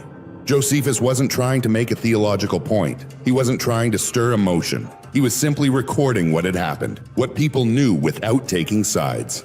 That's why centuries later, these few lines continue to carry such weight, because sometimes the quietest statements speak the loudest.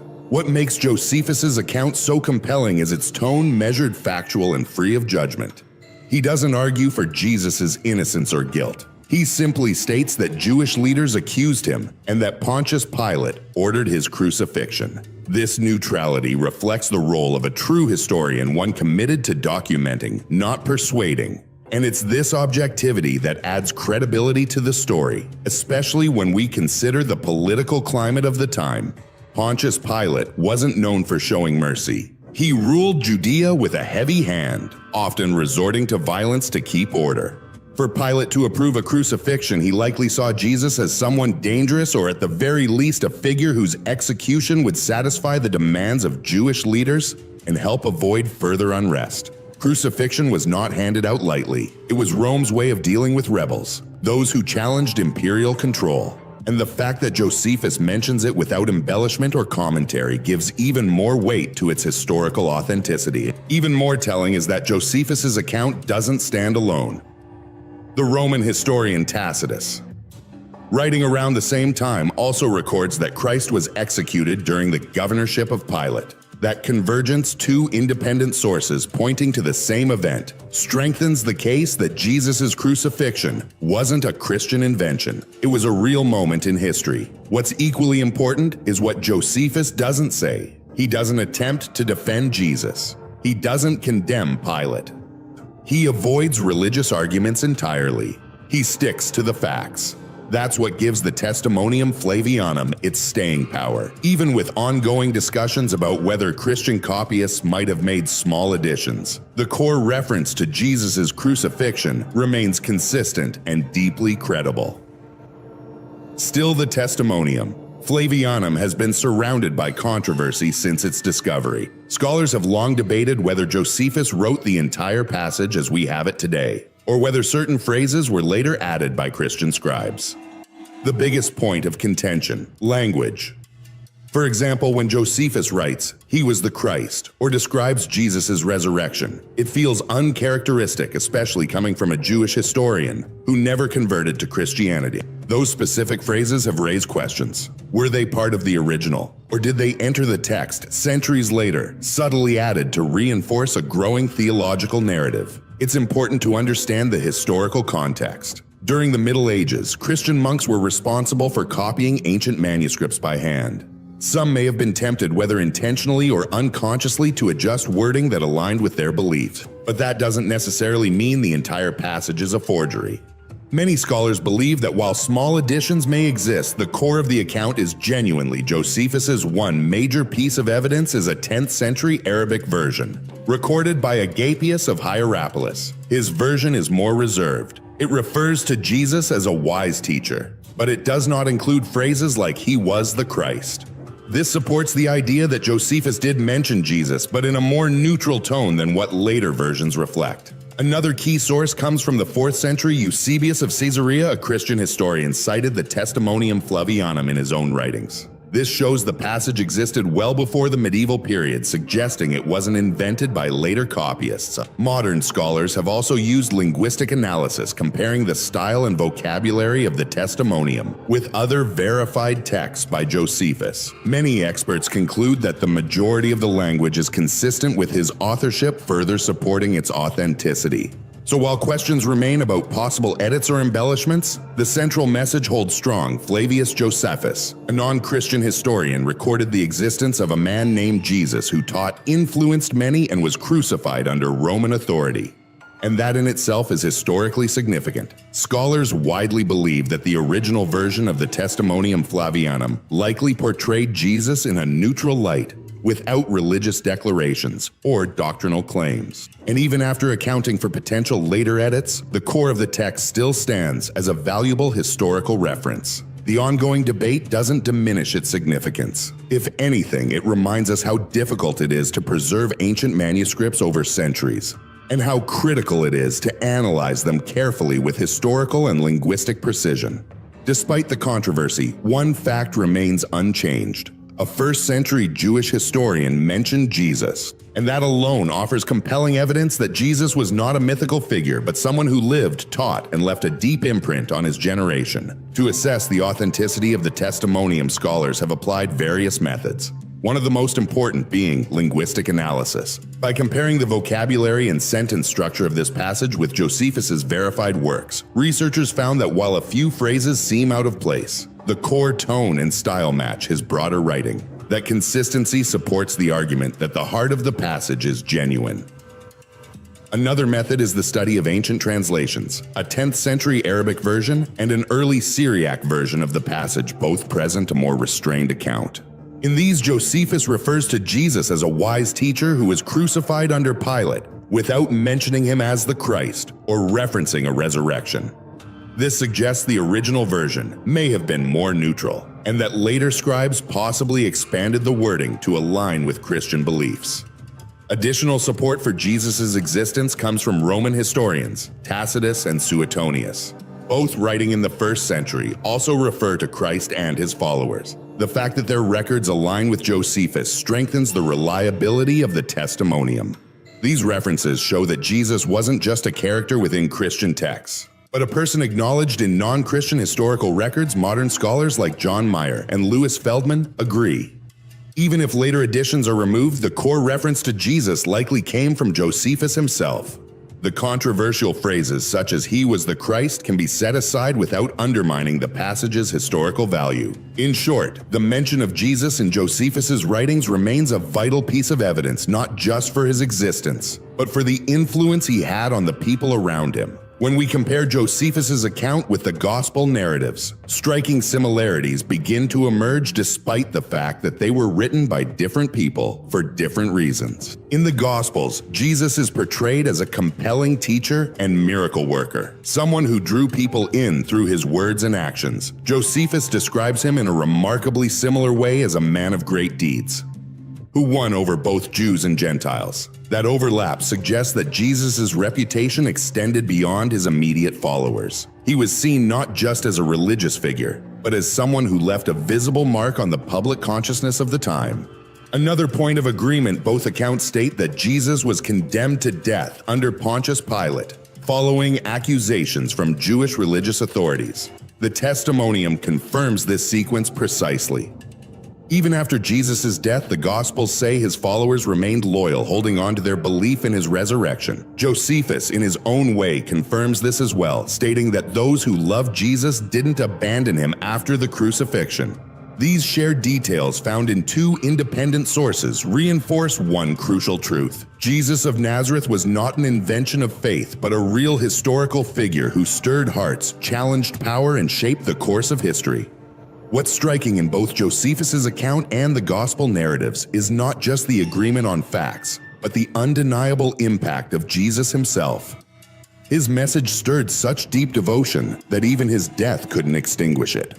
That level of influence suggests there was something truly powerful behind his movement, and it's all the more significant, considering Josephus had no interest in promoting Christianity. He wasn't a follower. He wasn't a sympathizer. He was simply a historian tasked with recording the events of his time as impartially as possible. Yet his description of Jesus echoes key elements found in the New Testament: a wise teacher known for extraordinary deeds, crucified under Roman authority, and followed by people who remained loyal long after his death. Despite the differences in worldview, the core of the story remains the same. This alignment between secular and religious texts points to something deeper, a common truth that transcends belief. It shows that Jesus wasn't just a figure of faith. He was a real person whose life left a trace that can be found in both theological and historical records. Part of what makes the Testimonium Flavianum so influential is the reputation of the man who wrote it. Flavius Josephus was no Christian apologist. He was a Jewish historian born in 37 CE. Just a few years after Jesus' crucifixion, he belonged to the Jewish elite, was highly educated, and later became a Roman citizen after Jerusalem fell to the empire in 70 CE. From that position, he served as a historian for the imperial court in Rome. His mission wasn't to promote a religion. It was to explain Jewish history to a Roman audience accurately and without bias. That's why his mention of Jesus matters. If Josephus had wanted to avoid controversy, he could have simply left Jesus out. Early Christians were still viewed with suspicion by both Romans and Jews. But he didn't ignore the subject. Instead, he recorded it plainly, just as he did with countless other historical figures. He doesn't speculate about Jesus' divinity. He doesn't explore theological debates. He writes simply and objectively that Jesus was a wise man, followed by many and executed under Pilate. That tone, calm, factual, and without religious agenda, is exactly what lends his words so much credibility. Josephus's reliability as a historian isn't based on this passage alone. Many of his other accounts have been confirmed by archaeological evidence and historical sources. His descriptions of the Jewish-Roman wars, key cities, and notable figures have stood the test of time. So if he is trusted when documenting those events, why would we doubt him when he speaks of Jesus? For Christians, this reference has had a profound effect. For centuries, the Gospels were the only source used to affirm Jesus' life. But as modern skepticism grew, many began looking for external validation, something beyond Scripture. That's where Josephus' work plays a vital role. His writings offer a bridge between sacred tradition and historical documentation.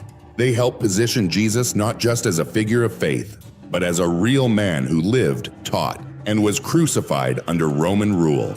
While belief in the resurrection remains a matter of personal faith, the crucifixion mentioned not just in the Bible, but in the writings of Josephus stands as a historical anchor, a fact recorded by someone who had nothing to gain and no reason to invent it, in that the Testimonium Flavianum continues to serve as a touchstone, uniting faith and history in one enduring voice. Josephus' account doesn't just confirm that Jesus lived, it reveals how his influence quickly spread beyond Jewish communities, drawing in Gentiles and crossing social and cultural boundaries. His teaching sparked a movement so powerful that not even death could silence it.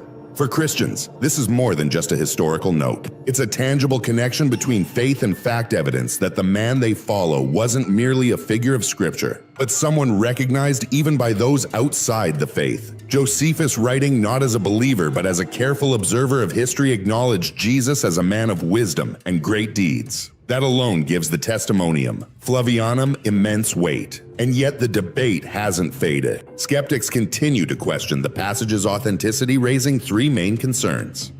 Possible edits by medieval Christian scribes, the lack of additional references in Josephus' work, and doubts about why a devout Jew would describe Jesus in favorable terms. Their most common argument is that phrases like "he was the Christ" or mentions of the resurrection were inserted by monks seeking to support the church's authority during the Middle Ages.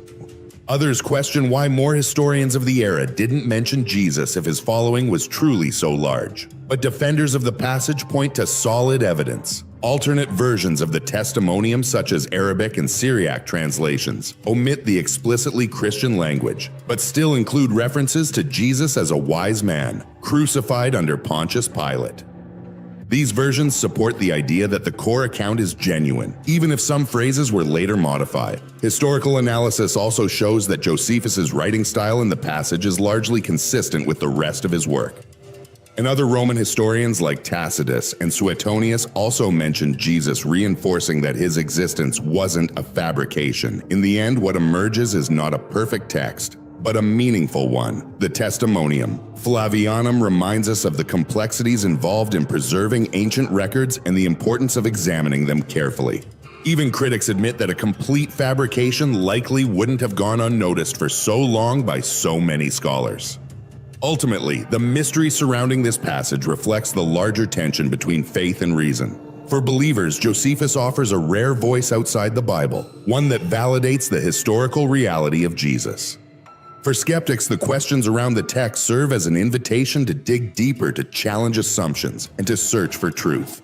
But regardless of where one stands, the influence of Jesus, the man described by Josephus, can't be denied. He walked the earth. He inspired a movement. And his legacy continues to shape the world even now. If this story has sparked your curiosity, don't forget to subscribe to the channel. And if you want to explore more historical mysteries that blur the lines between faith and fact, click the video on your screen now. We'll see you there.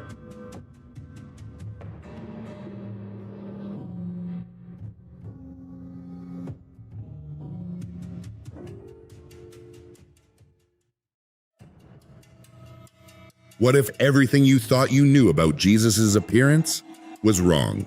Hidden in an ancient letter from Pontius Pilate to Emperor Tiberius lies a description that could change how we see the face of Jesus forever. Not just his skin color or features, but details never mentioned in the Gospels. This letter doesn't just touch on how he looked. It covers everything from the miracles to the trial, from the crucifixion to something even more staggering, a claim about his resurrection. So what exactly did Pilate tell the emperor? He begins with a formal greeting. "Your Majesty, what has unfolded in my province is beyond belief. I feel it my duty to document it all, because what has happened here may one day shape the destiny of the empire itself." Then Pilate makes a chilling admission. "It's as if the gods themselves have turned their backs on us. Since the day I replaced Valerius as governor of Judea, nothing but unrest has followed me." He recalls his first days in Jerusalem, stepping into the praetorium with authority and organizing a grand banquet to assert Roman power. Invitations were sent to local rulers, including a tetrarch from Galilee and the high priest himself. But when the hour arrived, no one showed up. To Pilate, this was more than an empty table. It was a message, a calculated insult to Rome. Later, the high priest finally visited him, his face solemn, but Pilate sensed deception behind the mask. The priest claimed religious purity prevented him from dining with Romans, but Pilate saw through it. This wasn't about faith. It was about power, about resistance. Pilate closes that part of the letter with a warning. These men would betray their own blood if it gave them more control. Let no Roman be fooled. And this was only the beginning. Pilate's tone grows heavier as he paints a picture of Jerusalem, tense, unpredictable, and on the brink. Jerusalem is a difficult place to govern. The people are restless. I live in constant fear that a single spark could ignite a rebellion. He reveals a sobering truth. His military presence is fragile. Only a centurion and 100 men stand between order and chaos. When he pleaded with the governor of Syria for reinforcements, the reply was bleak. Syria could barely defend itself. Rome continues to stretch outward. Pilate writes, "Yet we can't seem to hold what we already possess." This imbalance, it could be our undoing. Avoiding confrontation became his strategy, not out of weakness, but because he knew what the high priests were capable of stirring among the people. Still, he remained curious, trying to understand the mood of the crowd, the pulse of this province. That's when he first heard whispers, rumors about a teacher from Galilee, a man unlike the zealots or prophets that came before. One who spoke in the name of a God who sent him. At first, Pilate thought this man might be a threat, a new voice rising against Rome. But then, he looked closer. Jesus of Nazareth, he wrote, seemed more respectful toward Rome than even his own people. One day, while walking through a city square, Pilate saw a crowd forming. At the center stood a young man leaning casually against a tree, speaking with a calm that drew people in. It was Jesus. Pilate didn't stop. He didn't want his presence to disrupt what was happening. But he sent someone he trusted, his secretary Manlius, to stay behind and listen. Manlius, fluent in Hebrew and loyal beyond question, returned shaken, not by fear, but by the depth of what he'd heard. "Governor," he said, "I've studied philosophers my whole life. None speak with the clarity and wisdom of this man." He recounted a moment when Jesus was challenged by a rebel who asked whether Jews should pay taxes to Caesar. Jesus simply answered, "Give to Caesar what belongs to Caesar, and to God what belongs to God." That moment changed everything for Pilate. He could have arrested Jesus, sent him away. But he didn't. To punish him, he said, would have been unjust, and justice is at the heart of Rome. Instead, he quietly offered Jesus protection, not through decree or command, but by leaving him be. He had the freedom to speak, to teach, to gather followers. I did not interfere. And yet, in a chilling reflection, Pilate ends with this thought. If one day the gods of our ancestors are replaced by the faith of this man, it will be because of the very tolerance I showed. I will have played a part, not by rebellion or decree, but by fate itself. What the Jews call providence, we Romans call destiny. But the freedom I gave Jesus didn't sit well with everyone. In fact, it made the religious elite furious. To them, scribes, Pharisees, and the wealthy class, Jesus wasn't just a threat. He was a public voice exposing their pride. He called them out in ways no one dared. "You're like tombs polished on the outside but full of death within," he said, serpents wearing robes of holiness. He didn't flatter power, he stripped it bare. He told the crowds that humility mattered more to God than titles or wealth. That didn't earn him favor, it earned him enemies. Almost every day, Pilate says someone came to the praetorium to complain. They warned him Jesus might be harmed, that Jerusalem had a long memory and a habit of silencing prophets with stones. A petition was even forming bound for Caesar. But the Senate had Pilate's back. Reinforcements were promised after the Persian conflict. For now, Pilate was on his own, and so he made a choice. Not to arrest Jesus, but to speak with him, man to man. Not as a judge, but as a Roman trying to keep peace in a city that felt ready to burn. He sent for Jesus. And when Jesus came, Pilate wasn't prepared for what he felt. I stood on the balcony waiting. He writes, "But when I saw him, I couldn't move. My feet felt glued to the marble. My body trembled like a man carrying guilt. Jesus didn't say a word. He simply stopped and looked at Pilate. A quiet presence, calm, pure. Still, that moment, Pilate says, shook him more than any battle. He was unlike anything our sculptors ever imagined gods to be. He didn't frighten me but made me feel small, old, unworthy. Eventually, Pilate found the courage to speak, "Jesus of Nazareth." He said, his voice unsteady. "For 3 years I've allowed you to speak freely in my province, and I don't regret it. Your words, they're wise, balanced. I don't know if you've read Socrates or Plato, but what you say stands higher than anything they ever taught." He even tells Jesus that the emperor himself is aware of him, and that he, Pilate, is proud to have allowed such freedom. But then his tone shifts. "Still, I must warn you." He says, "Your words have stirred up dangerous men, even more dangerous than those who condemned Socrates. They accuse you of rebellion, and they accuse me of helping you. They say I've allowed you to weaken what little control Rome still holds over the Jews." And with the weight of both admiration and political pressure in his voice, Pilate offers one final piece of advice, not a command but a caution. "Be careful. Choose your words wisely. Your enemies are no longer whispering. They're gathering." Pilate had tried to reason with him. "From now on," he warned, "your enemies will use pride to provoke the crowd. If they do, I'll be forced to act under Roman law." But Jesus, calm and unshaken, responded in a way Pilate didn't expect. "Ruler of the earth," he said, "your words are not born of true wisdom. Tell Mount Tabor to stop in the valley. It will answer that it obeys only the laws of nature set by the Creator. Only God knows where the rivers are meant to flow." And then with a quiet certainty he added, "Before the rose of Sharon blooms, the blood of the righteous will be spilled." Pilate was stirred. "But it won't be your blood," he replied, almost pleading. "I value your wisdom more than the deceitful Pharisees who twist the freedom Rome has given them. They conspire against Caesar, paint him as a tyrant, and turn the people against us. They do not see the wolf beneath the robe of the sheep, but I do. And I will protect you. My praetorium will be your sanctuary day or night." But Jesus gently shook his head. He smiled not with pride but with peace. "When the time comes, there will be no refuge for the Son of Man, neither above the earth nor beneath it. The only true refuge is in heaven."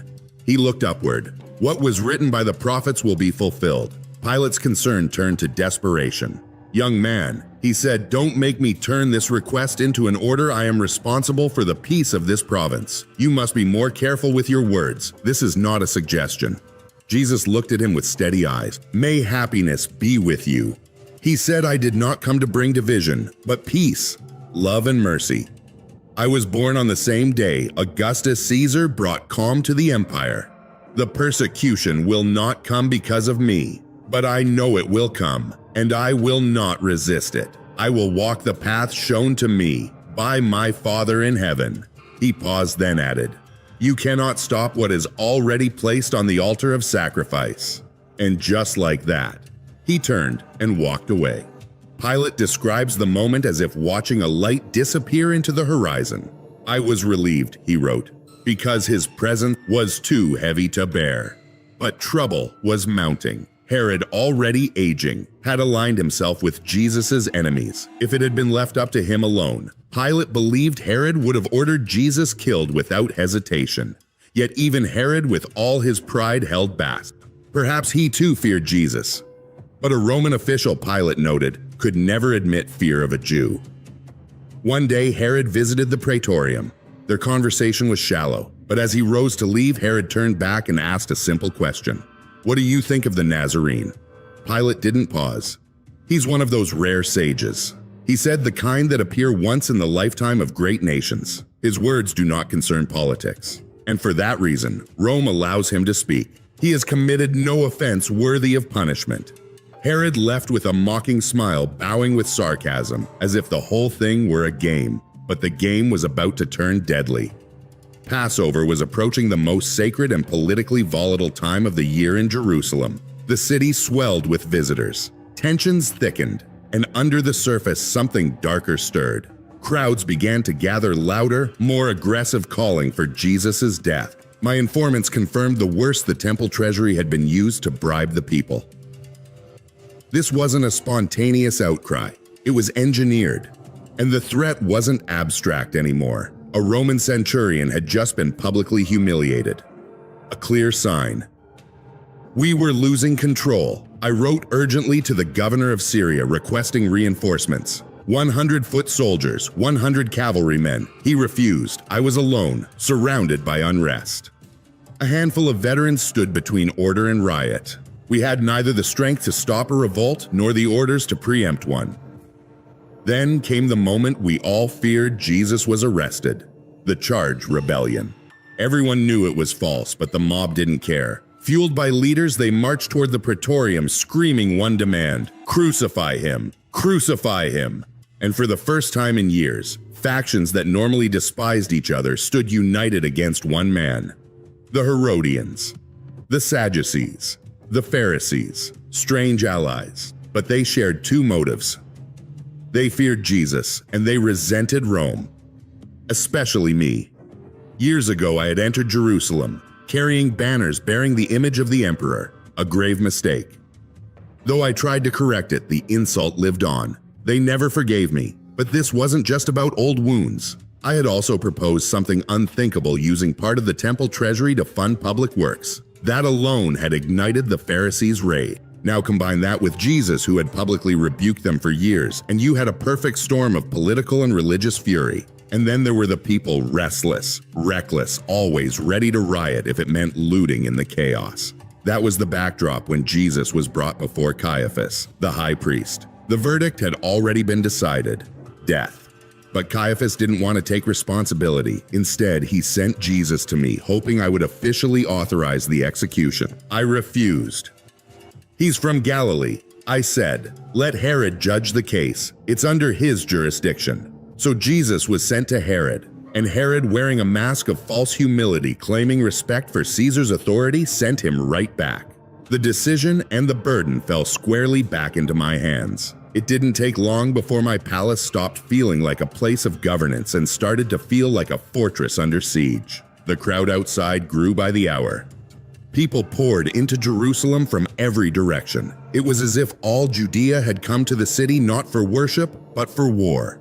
Then something strange happened. A Galilean woman, rumored to be a seer, fell at my feet, trembling and in tears. Her voice was shaken, but her words cut deep. Do not lay a hand on him, she warned. He is sacred. She claimed to have seen a vision the night before: Jesus walking on water, riding the wind, commanding the storm, and the storm obeyed. I saw blood flood the river on Mount Catherine, she whispered. The statues of Caesar were weeping. The rising sun looked like a mourning virgin. Her final words chilled me. If you ignore your wife's warning, misfortune will come, not just to you, but to Rome itself. And then thunder from below. The marble steps of the praetorium trembled as the crowd forced their way forward, bringing Jesus back to me once more. I entered the hall of judgment, flanked by my guards, and raised my voice above the chaos. What is it you want? Their response was thunderous. His death. What crime has he committed? I asked. They shouted back. He blasphemes. He prophesied the temple's destruction. He claims to be the Son of God, the Messiah, the King of the Jews. I replied with clarity. Roman law does not condemn a man to death for religious claims. But reason no longer mattered. Crucify him, crucify him. The chant grew louder, vibrating through stone walls. Not even the soldiers around me could silence it. And through it all, Jesus remained still, unshaken. I had tried to shield him. I had spoken with him. I had warned him. Now, desperate for a solution, I made what seemed like my final move. It is our custom during this festival, and I said, to release one prisoner. Let me release Jesus to you. But they wouldn't hear it. They wanted blood.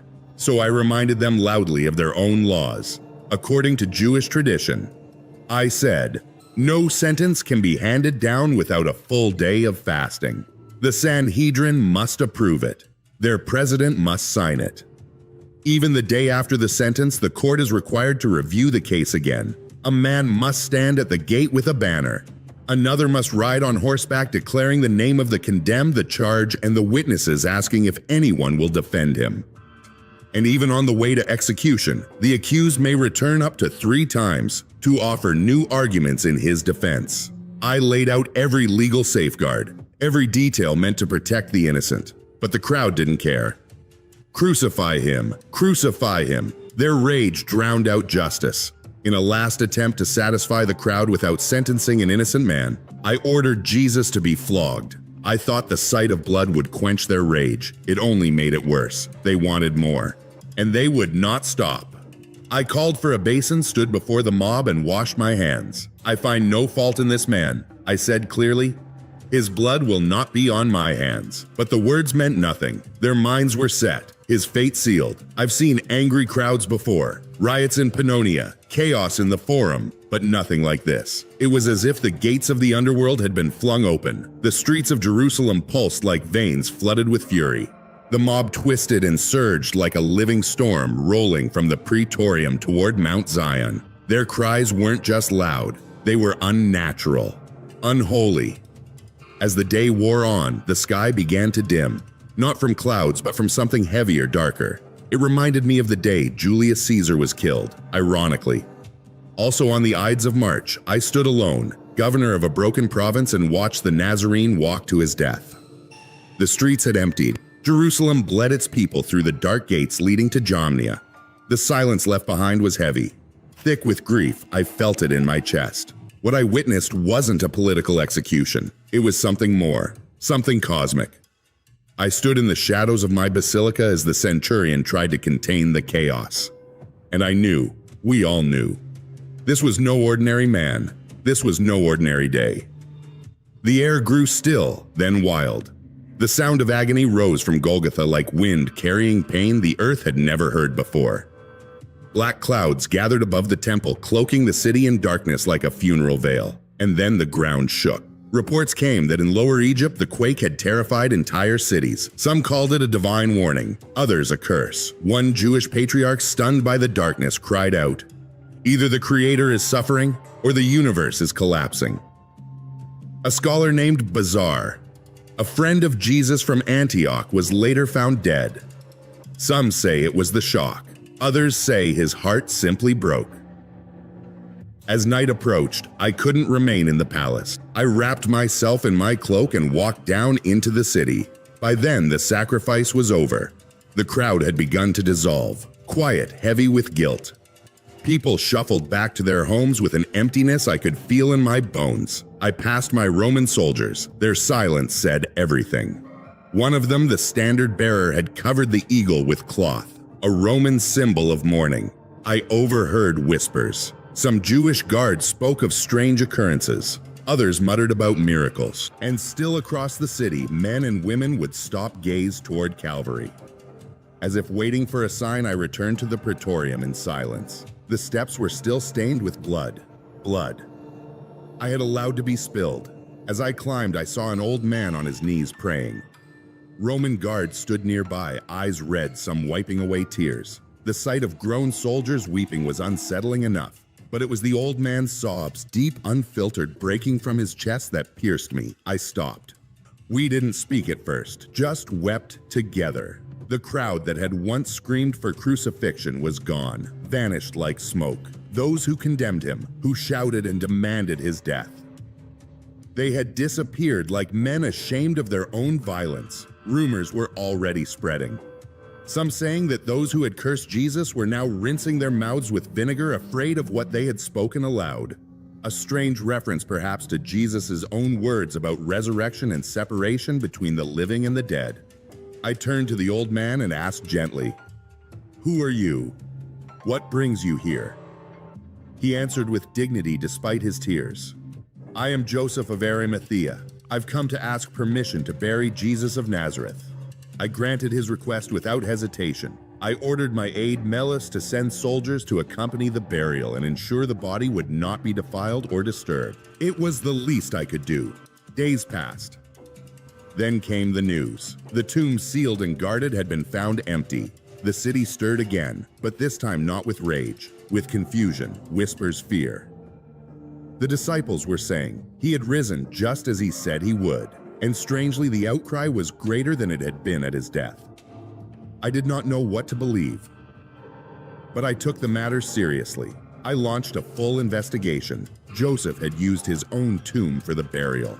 Whether he had foreseen any of this or had orchestrated something, I couldn't say. I had no proof. The morning after the burial, one of the priests came to the praetorium. He was nervous, afraid the disciples might attempt to steal the body to fulfill Jesus' prophecy of rising on the third day. I issued an order. Go to Marcus, captain of the guard. I told him, take as many of your own soldiers as you need. Secure the tomb. If anything happens, the responsibility will fall on your people, not Rome. Then came the report. The tomb had been opened and Jesus was gone. I summoned Marcus. He had assigned his lieutenant Ben Isham along with a detachment of 100 soldiers to guard the site. Marcus told me what Isham had told him. I called Isham in directly. He stood before me, pale and shaken but steady in his account. He said it happened during the fourth watch just before dawn. A soft light appeared over the tomb. At first, Isham assumed it was women arriving to anoint the body as tradition allowed, but there was no way anyone could have passed the guard without being seen. And yet, the light grew. Suddenly, the entire area lit up. Isham described something I've never heard from a soldier before, certainly not one trained to resist fear. He said he saw what looked like figures wrapped in burial cloths, but they were not decayed. They appeared young, smiling alive. He said they weren't walking, they were gliding. Their expressions were filled with joy, not vengeance. And above it all, there was sound. A music, he said, like nothing he had ever heard. Not from any Roman ceremony, not from the temples of our gods. It was heavenly. He told me it felt like the sky itself was worshiping. Isham continued his report with visible tension. He said that shortly after the radiant light appeared, the earth beneath him began to tremble. Not a passing shiver, but a violent shaking one that made him feel as though the ground was detaching from his feet. His knees gave out. He collapsed face down, unable to move, overcome by a strange weakness he couldn't explain. The next thing he remembered was waking up on the ground, disoriented, with no idea how much time had passed. I pressed him further. Could the light he saw have simply been the sunrise? He admitted that thought had crossed his mind until he realized it was far too early. The sky remained dark and there was no light in the east. What he saw, he insisted, had no natural source. I asked if perhaps his dizziness had come from standing too quickly after a long night on duty. He denied it. He hadn't slept at all. He said falling asleep while on watch was punishable by death and he knew it. However, he confessed that a few of the men under his command had been allowed to sleep in rotation, and that some were still asleep when the event began. I asked how long the light remained. He couldn't say exactly, but estimated it lasted nearly an hour until it was finally overtaken by the first light of day. I asked whether he approached the tomb after regaining his strength. He said he did not. Fear held him back. When reinforcements arrived, he and his men withdrew to the barracks immediately. I questioned him about any interaction with the priests afterward. He nodded. The priests had come. They interrogated him. Then, according to Isham, they made him an offer. They asked him to say that the guards had been asleep and that the disciples of Jesus had come and stolen the body. They even offered money, but Isham insisted he saw no disciples, no intruders. He only learned of the missing body after it was reported. I was curious what the priests themselves truly believed. Behind closed doors, Isham told me that among the conversations he overheard, some of the priests had begun to question everything they spoke in whispers, saying Jesus might not have been a mere man, not born of Mary as many thought, that he may have been a figure who had walked the earth before appearing in ancient times in the days of Abraham, of Lot, and others. Their words echoed an old Jewish theory that this was not a prophet or a teacher, but someone far older, more eternal one who returns at appointed times. If their view holds any weight, then what I've witnessed begins to align with something greater than our laws or religion. The signs, the behavior, the impact, all of it fits. Even his enemies could not deny what he had done. He turned water into wine. He cured diseases. He raised the dead. He calmed storm. He once told Peter to cast a coin from the mouth of a fish, and it happened. He was not accused of theft or violence or sedition. He was condemned not for crimes but for miracles. Thousands had witnessed these things, supporters and skeptics alike. What other man has been hated for healing the sick? And in that moment, I recalled what I had heard at the foot of the cross spoken by one of my own. Truly, this man was the Son of God. In his final words to the Emperor, Pontius Pilate chose not to defend his authority but to describe the man at the center of it all. Jesus, he said, was unlike anyone he had ever seen. There was no grandeur in his frame. He stood at an average height, yet wherever he walked, people noticed, not because he demanded it, but because his presence carried a stillness, a gravity, something you felt more than saw. His expression, even in moments of conflict, remained calm. There was no panic in his face, no trace of fear. What struck Pilate most was the compassion in his gaze. He looked at people not like a judge or ruler, but like someone who already knew their hearts and still chose to love them. His hair was long and soft, falling gently over his shoulders. It was slightly wavy, and Pilate noted it was lighter in color than most, somewhere between light brown and sun-touched gold. It gave him a distinction as if he didn't quite belong to any one region or people. But it was his eyes that left the deepest impression. Some described them as light brown, others saw shades of blue. But what everyone remembered was not the color, it was the depth. His eyes held a clarity as though they had seen eternity and carried no fear of what was coming. In them lived both wisdom and warmth, strength and stillness. His skin was fair, but not delicate. It bore the mark of someone who spent time outdoors exposed to the sun and wind, yet somehow remained smooth, healthy, unweathered. His features were symmetrical, his face noble without arrogance, kind without weakness. He commanded attention without raising his voice. He wore a beard, well-kept, never wild, which added an air of maturity to his gentle presence. His garments were plain. A tunic, a long robe, clean, unadorned, never ostentatious, no jewelry, no sign of wealth. Yet, he carried himself with a dignity that no emperor's robe could grant. Everything about him communicated simplicity, humility, and still. He could silence a crowd without uttering a word. There was no need to announce his importance. People simply knew. And now, noble sovereign, this is the most honest, detailed account I can give you. I have spared no effort to report the facts as they were, no more. No less so that your majesty may judge my actions with full knowledge of what took place. I know the criticism I face, I know what Rome whispers about me. But I submit this letter not in fear but in truth. With all loyalty and respect, I remain your obedient servant, Pontius Pilate. What do you think really happened in those final hours? Do you believe Pilate saw more than just a man? Or was he trying to relieve his own guilt? And how do you imagine the face of Jesus based on history, faith, or what lives in your heart? Let us know in the comments. We read every one of them, and your voice adds depth to this conversation. Was this just a letter, or a glimpse into something eternal?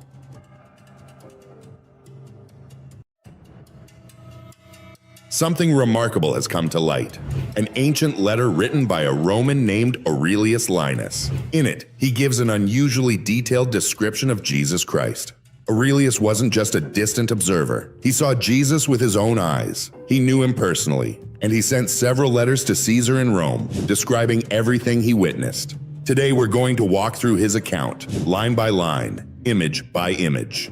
And by the end of this video, you may find your view of Jesus has shifted in ways you never expected. In many parts of the world, Jesus is portrayed as a man with fair skin, long hair, and blue eyes. But is that truly what he looked like? Or have we been seeing a version shaped by time, culture, and tradition? This is a question many believers quietly wonder about. And now, we may be closer than ever to an answer. If you believe in God and feel drawn to explore the truth, take a moment to subscribe to this channel. Because what we think we know about Jesus' appearance often comes more from film and artwork than from historical records. But today we'll turn to something older, something firsthand, backed by both scripture and recent scientific insights. Thanks to the letter from Aurelius Linus, we now have a clearer idea of what Jesus may have actually looked like. This discovery quickly captured global attention. Why? Because Aurelius wasn't speculating, he was an eyewitness. He saw Jesus often and described him in detail in his reports to Caesar. That's why his letter matters. It gives us a rare, first-hand account of Christ's appearance.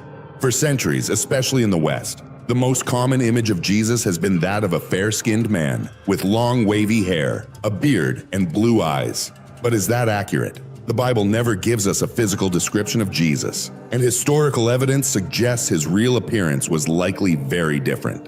Early church figures like Justin Martyr and Origen pointed to Isaiah 53, which says, "He had no beauty or majesty to attract us to him, nothing in his appearance that we should desire him." Origen also emphasized this, saying Jesus likely had an ordinary, even unremarkable appearance, far from the idealized images we often see today. Yet in Psalm 45, Jesus is described as the most beautiful of men. Could it be that people perceive Jesus differently depending on their personal relationship with him? Saint Augustine thought so.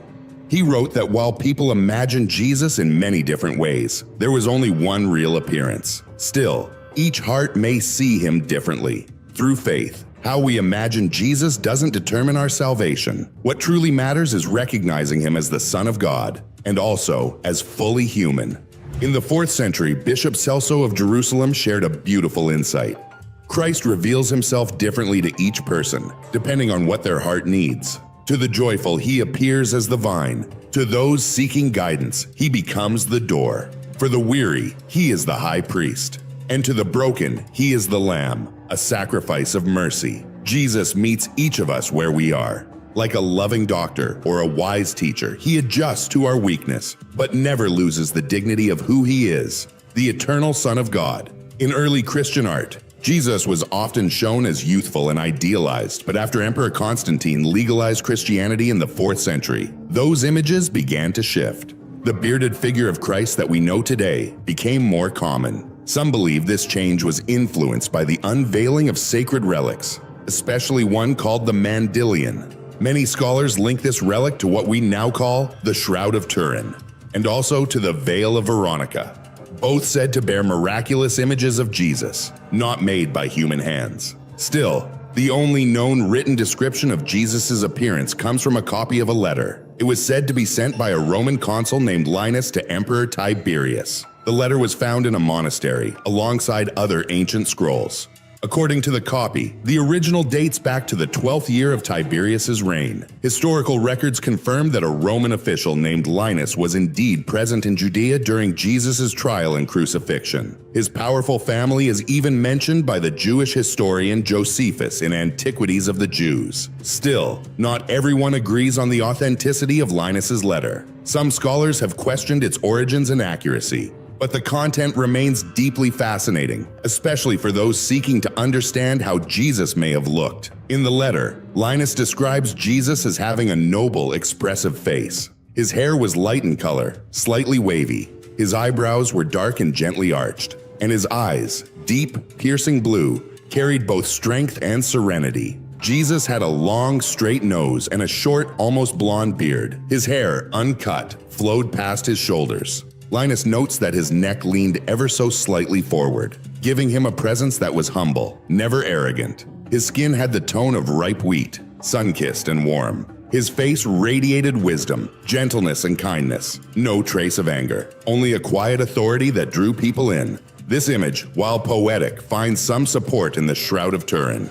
Professor Giovanni Giudica Cordelia, a forensic medicine expert, studied the shroud and concluded that the man it covered was of striking appearance and tall stature, around 6 feet. He noted perfect proportions, a calm, symmetrical face, a broad forehead, and a straight nose with a slight downward tilt. The cheeks were gently prominent, soft, not harsh. A peaceful expression marked the entire image.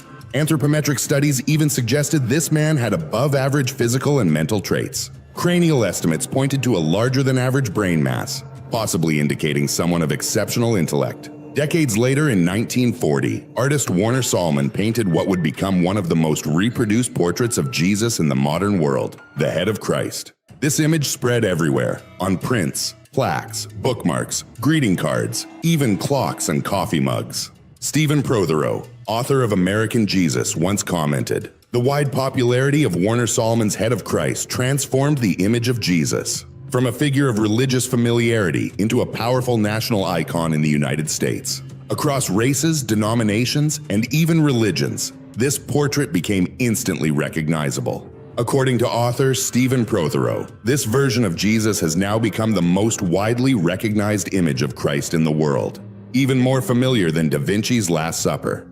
For many, it's not just a piece of art, it's an object of deep personal devotion. In the 1990s, the Lilly Endowment funded a study to understand the impact of Solomon's work on American faith. Led by art historian David Morgan, the project resulted in a book titled Icons of American Protestantism: The Art of Warner Sallman. As part of the research, Morgan collected over 500 personal responses. Most of those interviewed said the same thing. Sallman's Jesus looked exactly how they had always imagined him. To them, it felt like the most accurate depiction possible, even though, of course, no one alive then had ever seen Jesus. So, what gave this image such power? Morgan suggests that it's the photographic quality of the portrait. The soft contours, warm lighting, and gentle focus resemble a studio photo, like a cherished picture of a loved one. There's no background, no narrative, no interaction with other figures. It's just Jesus, looking out alone. That isolation makes the image deeply personal. Each viewer can place Jesus into their own world, into their own story.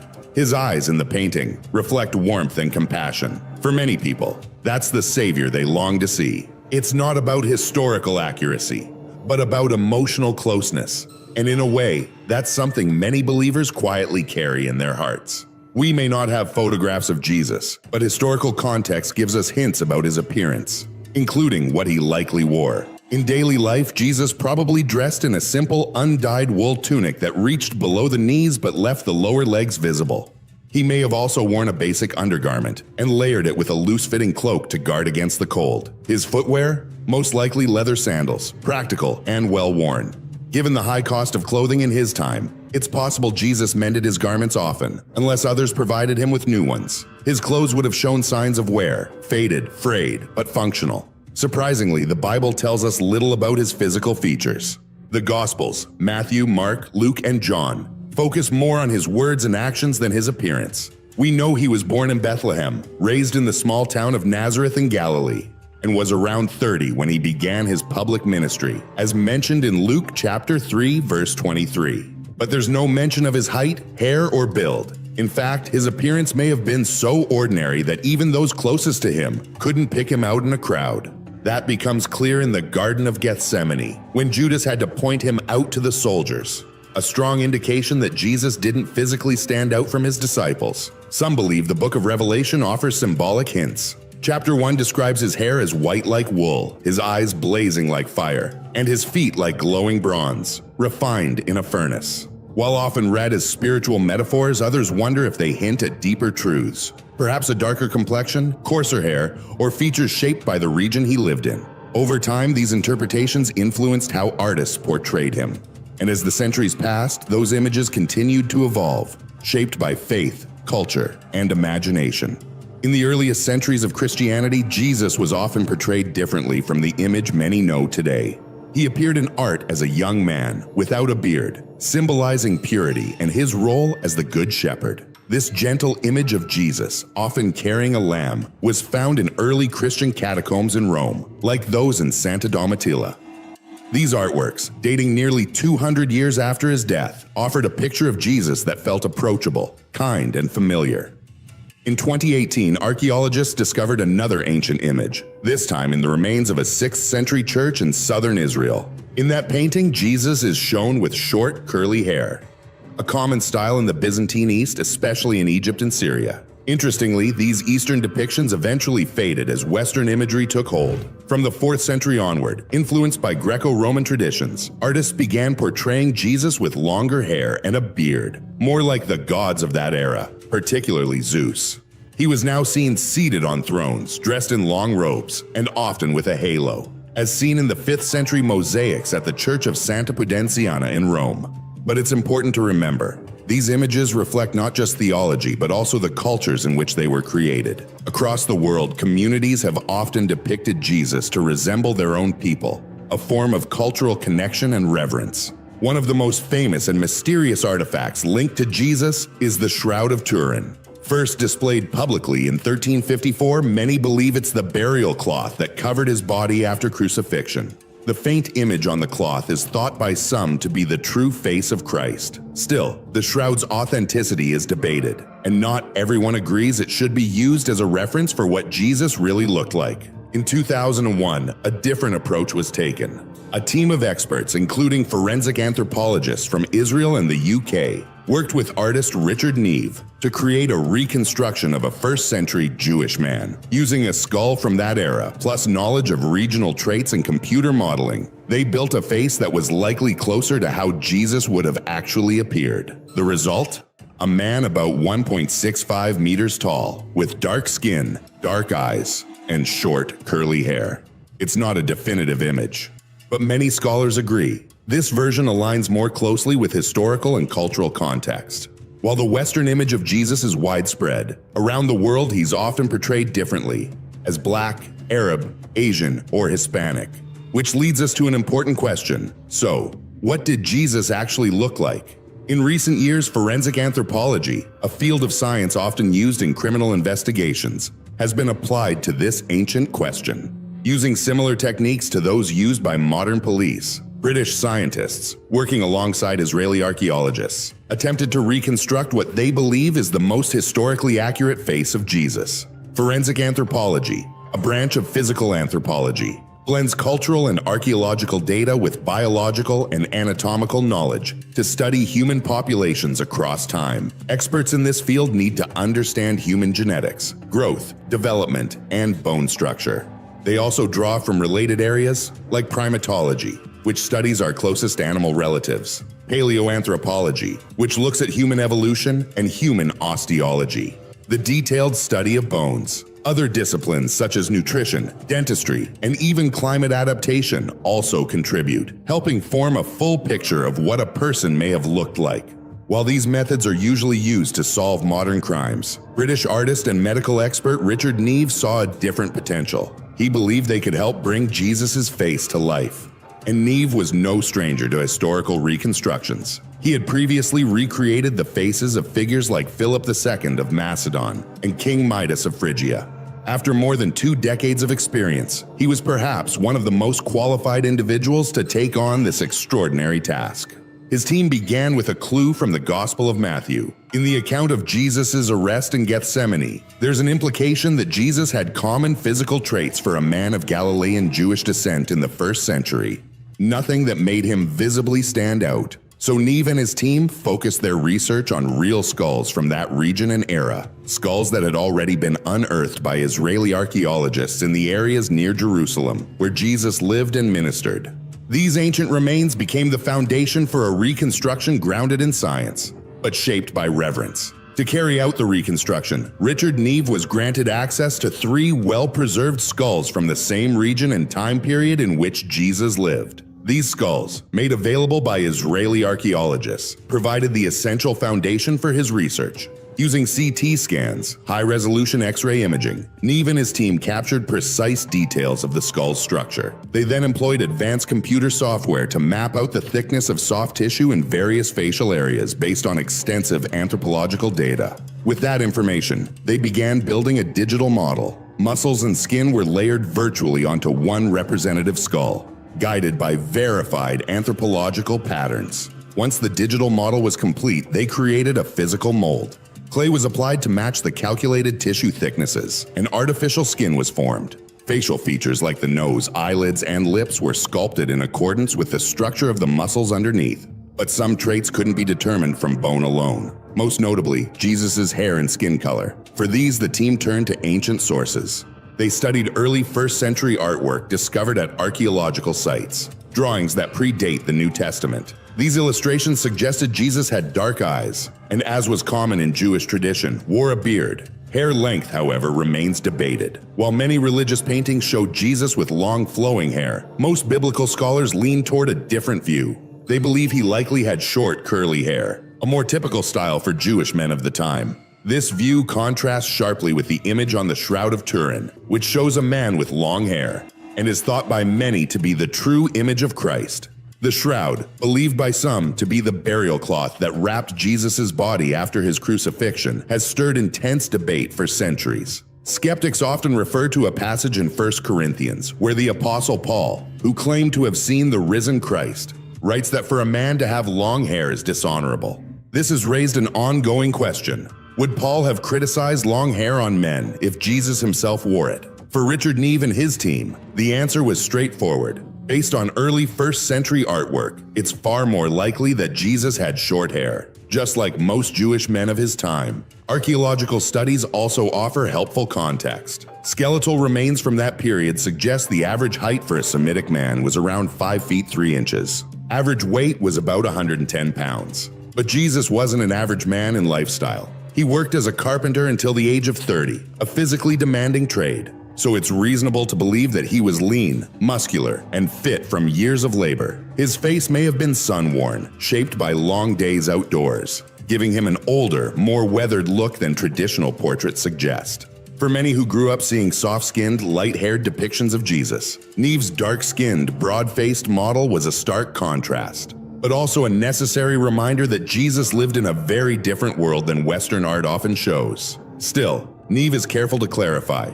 His sculpture is not a portrait of Jesus himself, but rather a reconstruction of an adult man who lived in the same time and region. And of course, not all scholars agree on the details. In his 2018 book, What Did Jesus Look Like?, author Joan Taylor examined archaeological finds, historical records, and ancient Egyptian funeral art.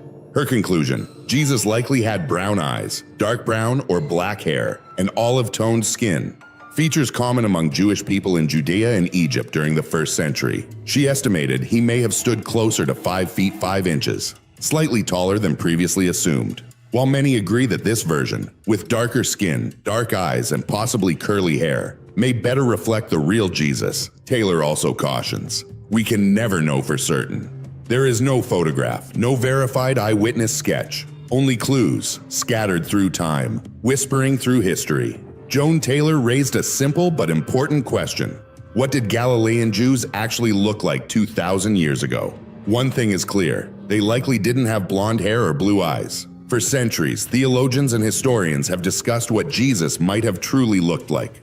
During the Renaissance, Catholic artists often portrayed him as tall, muscular, and European-looking, with fair skin, wavy blonde hair, and striking blue eyes. But most modern scholars agree. As someone born and raised in what is now Palestine, and the son of a carpenter, Jesus probably shared the features common to Jewish men of that region. A shorter, sturdier frame, olive skin, curly black hair, and dark eyes.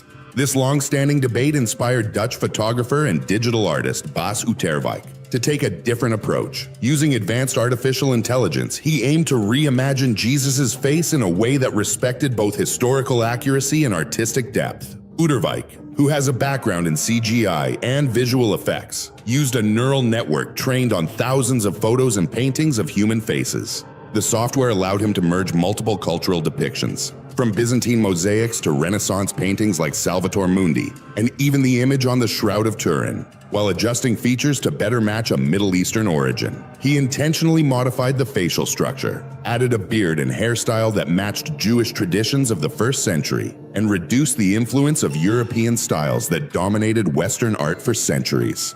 To enhance realism, he also drew inspiration from ancient mummy portraits, which preserved fine details of hair, eyes, and expression. The final image wasn't meant to be a scientific recreation, but rather an artistic representation that bridges tradition, technology, and culture. It may not be exact, but it encourages us to look past familiar portrayals and consider the historical man behind the faith. Why don't we have any portraits of Jesus from his own lifetime? It's a question that continues to puzzle many, especially considering the impact Jesus had on the world. His teachings changed lives, sparked movements, and inspired generations of believers, many of whom faced persecution, even death, because of their faith in him. And yet, unlike emperors or military leaders of the time, like Caesar, whose images were carved in stone and cast in bronze, we have no physical likeness of Jesus from the 1st century. Why is that?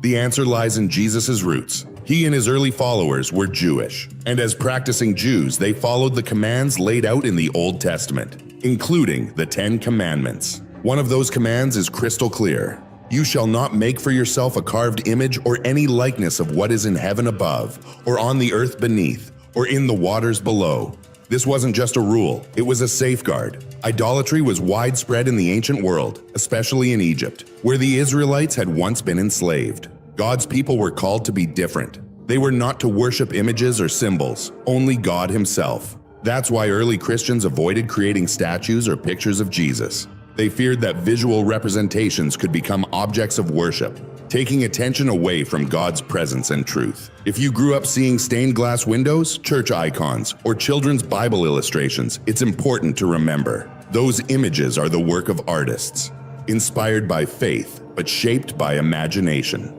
The earliest known image of Jesus dates back around 235 years after His resurrection. It was found in Syria, in one of the world's oldest Christian churches, Dura Europos. There, Jesus is shown healing a paralyzed man. Another ancient image found in Roman catacombs depicts Jesus as a young beardless shepherd, a tender symbol of care and guidance. It wasn't until about 400 years after His birth that artists began portraying Him with a beard, a look that gradually became standard.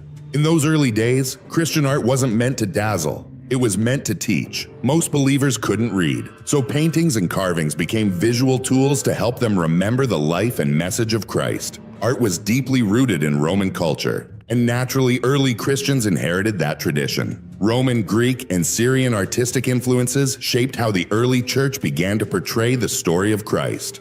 That's why throughout history, images of Jesus reflect not only faith, but also the time and place in which they were created. Look at Rembrandt's 17th century paintings of Christ. They look completely different from the glowing medieval illustrations in 10th century manuscripts. Why? Because every artist sees through the lens of their culture. Even details like hair, clothing, and posture often say more about the time of the artist than about the time of Jesus. And maybe that's the point. The lack of any image or sculpture of Jesus from His lifetime reminds us of something deeper. God isn't focused on how we look. He looks at the heart. When the prophet Samuel was called to anoint a new king, God told him not to be swayed by appearance or stature. People look at the outward appearance, but the Lord looks at the heart. Jesus Himself echoed this idea. Do not judge by appearances, but judge with right judgment. It's also worth noting, the gospel writers, even those who walked with Jesus, Matthew, Mark, Peter, and John, never once described what He looked like. Instead, they focused on His words, His compassion, His power, and His mission. That silence speaks volumes. It tells us where to place our attention, not on features or portraits, but on the message. And that message is deeply personal. Because when we feel ordinary, overlooked, when others mock or misjudge us for how we look, we remember, Jesus was not considered handsome. He was rejected, misunderstood, even spat upon. He was human. He was humble. True worth doesn't come from appearance, popularity, or beauty. It comes from being created in God's image and being deeply loved by Him. Sometimes it's easier to picture Jesus as a glowing figure with eyes like fire and a voice like thunder. But the beauty of the gospel is that He also came as a humble man, a Galilean, unremarkable in form, yet radiant in truth and love. And perhaps that's the Jesus we most need to see, not with our eyes, but with our hearts. We don't need to know exactly what Jesus looked like to feel the Spirit testify that He is real. His physical features are not what bring us peace. His presence does. The power of His atonement doesn't depend on having a perfect mental image. And when the day comes that we meet Him face to face, we won't recognize Him by sight. We'll recognize Him by love. For all who have been baptized in His name, there is this unshakable promise. After this life, Jesus will be there, waiting, not as a stranger, but as someone our soul has always known. On that day, we won't be wondering what color His eyes are. We'll be overwhelmed by the reality of His grace. If this message spoke to your heart, click the video on your screen to continue exploring. And if you'd like to walk this journey with us, don't forget to subscribe to the channel. If I told you that Pontius Pilate regretted his role in the death of Jesus long after the crucifixion, what would you say? Would you believe that Pilate, the very man who condemned Jesus, later wrote a letter to the Roman Emperor Tiberius? A letter in which he spoke of Jesus' miracles, His trial, His crucifixion, and wait for it, His resurrection. What exactly did that letter say? What words did Pontius Pilate choose when discussing Jesus? And more importantly, what could he have possibly told the Roman emperor about the resurrection of the Son of God? But here's something even more astonishing. Did you know that this letter contains incredible details about Jesus' appearance? Descriptions so vivid, so specific, that they aren't even recorded in the Gospels. This is what this episode is all about. We're diving deep into the content of that letter, uncovering its hidden revelations, and exploring what it tells us about Jesus Christ. Now, I want you to judge for yourself. As we read portions of the letter that Pontius Pilate wrote to Caesar, ask yourself, what was Pilate truly trying to convey? Here is how it begins. Pontius Pilate to Tiberius Caesar, the emperor, greetings. In these days, there has appeared among us a man of great virtue named Jesus Christ. And from there, the story unfolds. But before we dive in, if you're as intrigued by these historical and biblical mysteries as I am, don't forget to like this video and subscribe to the channel. Your support helps us bring more eye-opening content like this. Hit the notification bell so you won't miss our next deep dive. Now, let's get started. He walks among us even now. Among the Gentiles, he is honored as a prophet of truth. Yet, to his own disciples, he is far more. They call him the Son of God. He raises the dead. He heals the sick. No affliction is beyond his touch. A man of striking presence, somewhat tall, with a noble bearing. His countenance commands both love and reverence, evoking a sense of awe in all who behold him. His hair, the color of ripened chestnut, falls plainly to his ears. From there, it cascades downward in waves, radiant, curling, flowing over his shoulders. At the crown of his head, a distinct parting marks his hair, styled in the manner of the Nazarenes. His forehead is smooth, refined, untouched by flaw or imperfection. His face, unmarred by wrinkles, carries a natural warmth, adorned with a delicate blush of red. His nose and mouth, perfectly proportioned, crafted as if by divine design. His beard, full yet not overly long, mirrors the hue of his hair, thick, slightly forked, adding to the quiet dignity of his appearance. His eyes, gray, clear, piercing, see beyond the surface. They are quick to perceive, quick to reprove. When he speaks, his words carry both kindness and authority. He admonishes with a presence that is both fearsome and compelling, yet his voice remains gentle, his manner refined. In conversation, he is thoughtful, composed, balancing wisdom with a quiet, inviting grace. Never has he been seen to laugh, yet many have witnessed his tears. In form, in spirit, in presence, he is beyond compare. His hands and arms, graceful, strong, and strikingly beautiful, were unlike those of any ordinary man. In speech, he was measured, temperate, and wise, exuding a humility that commanded respect. His beauty was beyond compare, surpassing the sons of men. But envy burns fiercely in the hearts of those who fear losing power. Moved by jealousy, the chief priests sought to take his life. They came to me, bringing with them a man, a betrayer, Judas Iscariot. It was he who led them to Jesus. It was he who delivered him into their hands, and with violence they dragged him before my judgment seat. I examined him, questioning the basis of their accusations. He stood before me, poised, unwavering, answering with quiet dignity, never once showing resistance. Yet, at times, his words carried a brilliance, an eloquence that was almost otherworldly. I asked him plainly, "What religion do you follow?" He replied, "O Caesar, I am a king, but my kingdom is not of this world." I pressed further, "Are you a god?" He looked at me and answered, "You say so, for I am the truth and the life. I am the good shepherd. I am the door." Even as these words were spoken, the crowd grew restless. The mob swelled with rage. The fury of the Jewish leaders knew no bounds. They sought nothing but his destruction. And so I gave my order. I yielded to their cries. I commanded that he be crucified in accordance with their law. And then, darkness.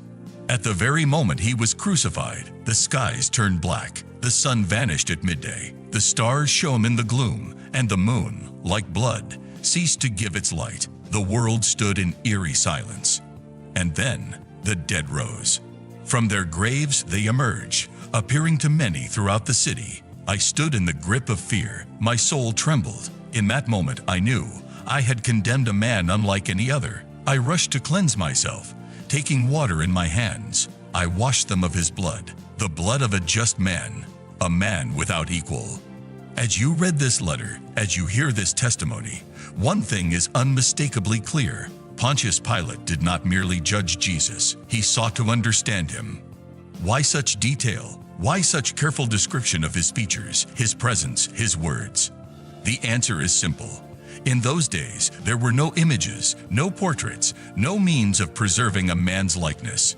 When writing of someone of great significance, one had to be precise. One had to etch their presence into the minds of the readers so that, should they ever encounter him in another account or another vision, they would know. And so the letter continues. Recent events in my province have been of such a nature that I felt compelled to report them in detail. For I would not be surprised if, in time, these events alter the very destiny of our nation. The gods seem to have turned their backs upon us, and I fear we may be cursed. Cursed be the day I succeeded Valerius Gratus as governor of Judea. Jerusalem, among all the conquered cities, was the most difficult to govern. It seethed with unrest. I lived each day in fear of insurrection, and yet, to suppress this volatile city, I had but a single centurion and a handful of soldiers. I pleaded for reinforcements from the prefect of Syria, but he had none to spare. He barely had enough to defend his own borders. And this is the great flaw of our empire, our thirst for conquest, our relentless expansion beyond what we can sustain. It is this unchecked ambition that may one day be our undoing. And there you have it, the words of Pontius Pilate himself. Pause. Reflect. This letter reveals something astonishing. The defense of Jerusalem rested upon a single centurion within his cohort. Yet, even with such limited forces, Pilate did not fear a rebellion of men. No, what unsettled him was something greater, something beyond human power. A man who claimed to be the truth and the life. A man whose crucifixion turned the skies black and shook the earth. A man who, even in death, was unstoppable. Roman authority in Judea was a fragile thing, held together not by strength, but by sheer necessity. A city on the edge of revolt, ruled by a governor with only a handful of soldiers. Pontius Pilate was not the first to struggle with this burden. His predecessor, Valerius Gratus, had voiced the same frustrations. Jerusalem, he lamented, was an exceptionally difficult city to govern. The people were restless, their tempers volatile. Order was a delicate illusion, one that could shatter at any moment. And so, when Pilate took command, he inherited not just a province, but a crisis. His account reveals the stark reality. Despite the ever-present threat of rebellion, he had but a single centurion and a mere handful of soldiers to maintain order in Jerusalem. The weight of Roman rule in this region rested on the backs of too few. This shortage of military force underscored the vulnerability of Roman control. A single spark could ignite an uprising, and Pilate knew it. He was acutely aware of the consequences of overextending the empire, spreading its forces too thin, ruling more land than it could defend. This awareness shaped his decisions. It factored into every choice he made, including his handling of Jesus' trial and crucifixion. But let's return to Pilate's letter. Among the countless rumors that reached my ears, one stood out above the rest. They spoke of a young man, a preacher, who had emerged from Galilee. He spoke with an unusual authority, delivering his message with an almost divine conviction. They said he preached of a new law, given to him by the gods who had sent him. At first, I feared he was yet another agitator, a threat to Roman stability. I braced myself for another uprising, another zealot rallying the people against the empire. But then, something strange happened. My fears were dispelled. Jesus of Nazareth spoke not as an enemy of Rome, but almost as a friend. His words did not incite rebellion. They did not call for the overthrow of the empire. Instead, they carried a different weight, one that even I could not fully understand. One day, as I was passing through Salem, I saw a crowd gathered near the road. The people stood listening, captivated. In their midst, leaning against a tree, stood a lone figure. He spoke with a calm authority, his voice unwavering. I asked who he was. The answer came quietly, yet with certainty. That is Jesus. This I could have suspected. The difference between him and those around him was unmistakable. His golden-colored hair and beard gave him an almost celestial presence, radiant, otherworldly. He appeared to be about 30 years of age. Never before had I seen a countenance so serene, so utterly peaceful. And yet, what a contrast he was to the people who listened to him.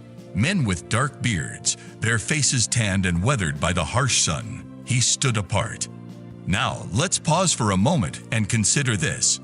Why is this description so significant? Because, to my knowledge, this is the only recorded depiction of Jesus' physical appearance in any historical document. And one detail stands out: the mention of golden-colored hair and beard. Earlier in the letter, we read another description. His hair was said to be the color of chestnut, perhaps the same thing. Yet the phrasing here introduces an intriguing possibility. Was this description truly part of Pilate's original account, or was it an addition by later scribes who copied the document over the centuries? Could it be that Jesus, unlike many of his contemporaries, had lighter hair and beard? Some scholars argue this detail was an embellishment, a later interpolation meant to align his appearance with certain artistic traditions. Others, however, believe it could be an authentic recollection, a rare glimpse into his true physical form. We may never know for certain, but regardless, it's a fascinating detail to consider. That said, does it truly matter? Now, let's return to Pilate's report. Unwilling to disrupt him with my presence, I continued my walk, but I signaled to my secretary to remain behind and listen. His name was Manlius. He was no ordinary man, the grandson of one of the chief conspirators who had once encamped in Etruria, awaiting Catiline. A man of deep intelligence and unwavering loyalty, Manlius had lived in Judea for many years. He spoke Hebrew fluently and understood the people well. He was devoted to me, a man in whom I placed my utmost confidence. Later, upon returning to the praetorium, I found Manlius waiting. He recounted to me the words of Jesus, the words he had spoken at Solomon's portico. Never, in all my studies of Roman philosophy, nor in the teachings of the greatest thinkers, had I heard anything that could compare to the wisdom of this man. One of the many rebellious Jews, those ever-present agitators in Jerusalem, had sought to trap him with a question. They asked him whether it was lawful to pay tribute to Caesar. His answer was unlike any I had ever heard. Render unto Caesar the things that are Caesar's, and unto God the things that are God's. It was because of the wisdom in this statement that I granted so much liberty to the Nazarenes. Had I wished, I could have had Jesus arrested and exiled to Pontus. It was well within my power, but such an act would have gone against the very justice that Rome had always prided itself upon. The man was neither seditious nor rebellious, and so I extended to him my protection, perhaps unknown even to himself. He was free, free to act, free to speak, free to gather disciples, free to teach the people. No praetorian edict restrained him, but not all looked upon him with favor. The poor did not resent him. It was the rich and powerful who sought to silence him. And indeed, Jesus was harsh toward them. To the scribes and Pharisees, he would say, "You are a brood of vipers. You are like whitewashed tombs, beautiful on the outside, but full of decay within." To those who boasted of their wealth and charity, he offered nothing but scorn. When a publican flaunted his great alms, Jesus merely pointed to a poor widow and said, "Her small offering is worth far more in the eyes of God." Day after day, new complaints arrived at the praetorium. Accusations of insolence, warnings that Jesus' teachings would provoke the people. Rumors began to spread. I was warned that something would soon happen to him, that Jerusalem had a long history of stoning those who called themselves prophets, that if the Roman prefecture did not act, an appeal would be made directly to Caesar. Yet my governance was approved by the Senate.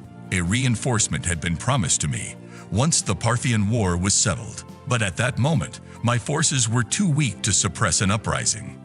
And so, I resolved to take a course of action that would restore peace to the city, without subjecting the Praetorian to disgrace. Now, I hope you've been listening carefully.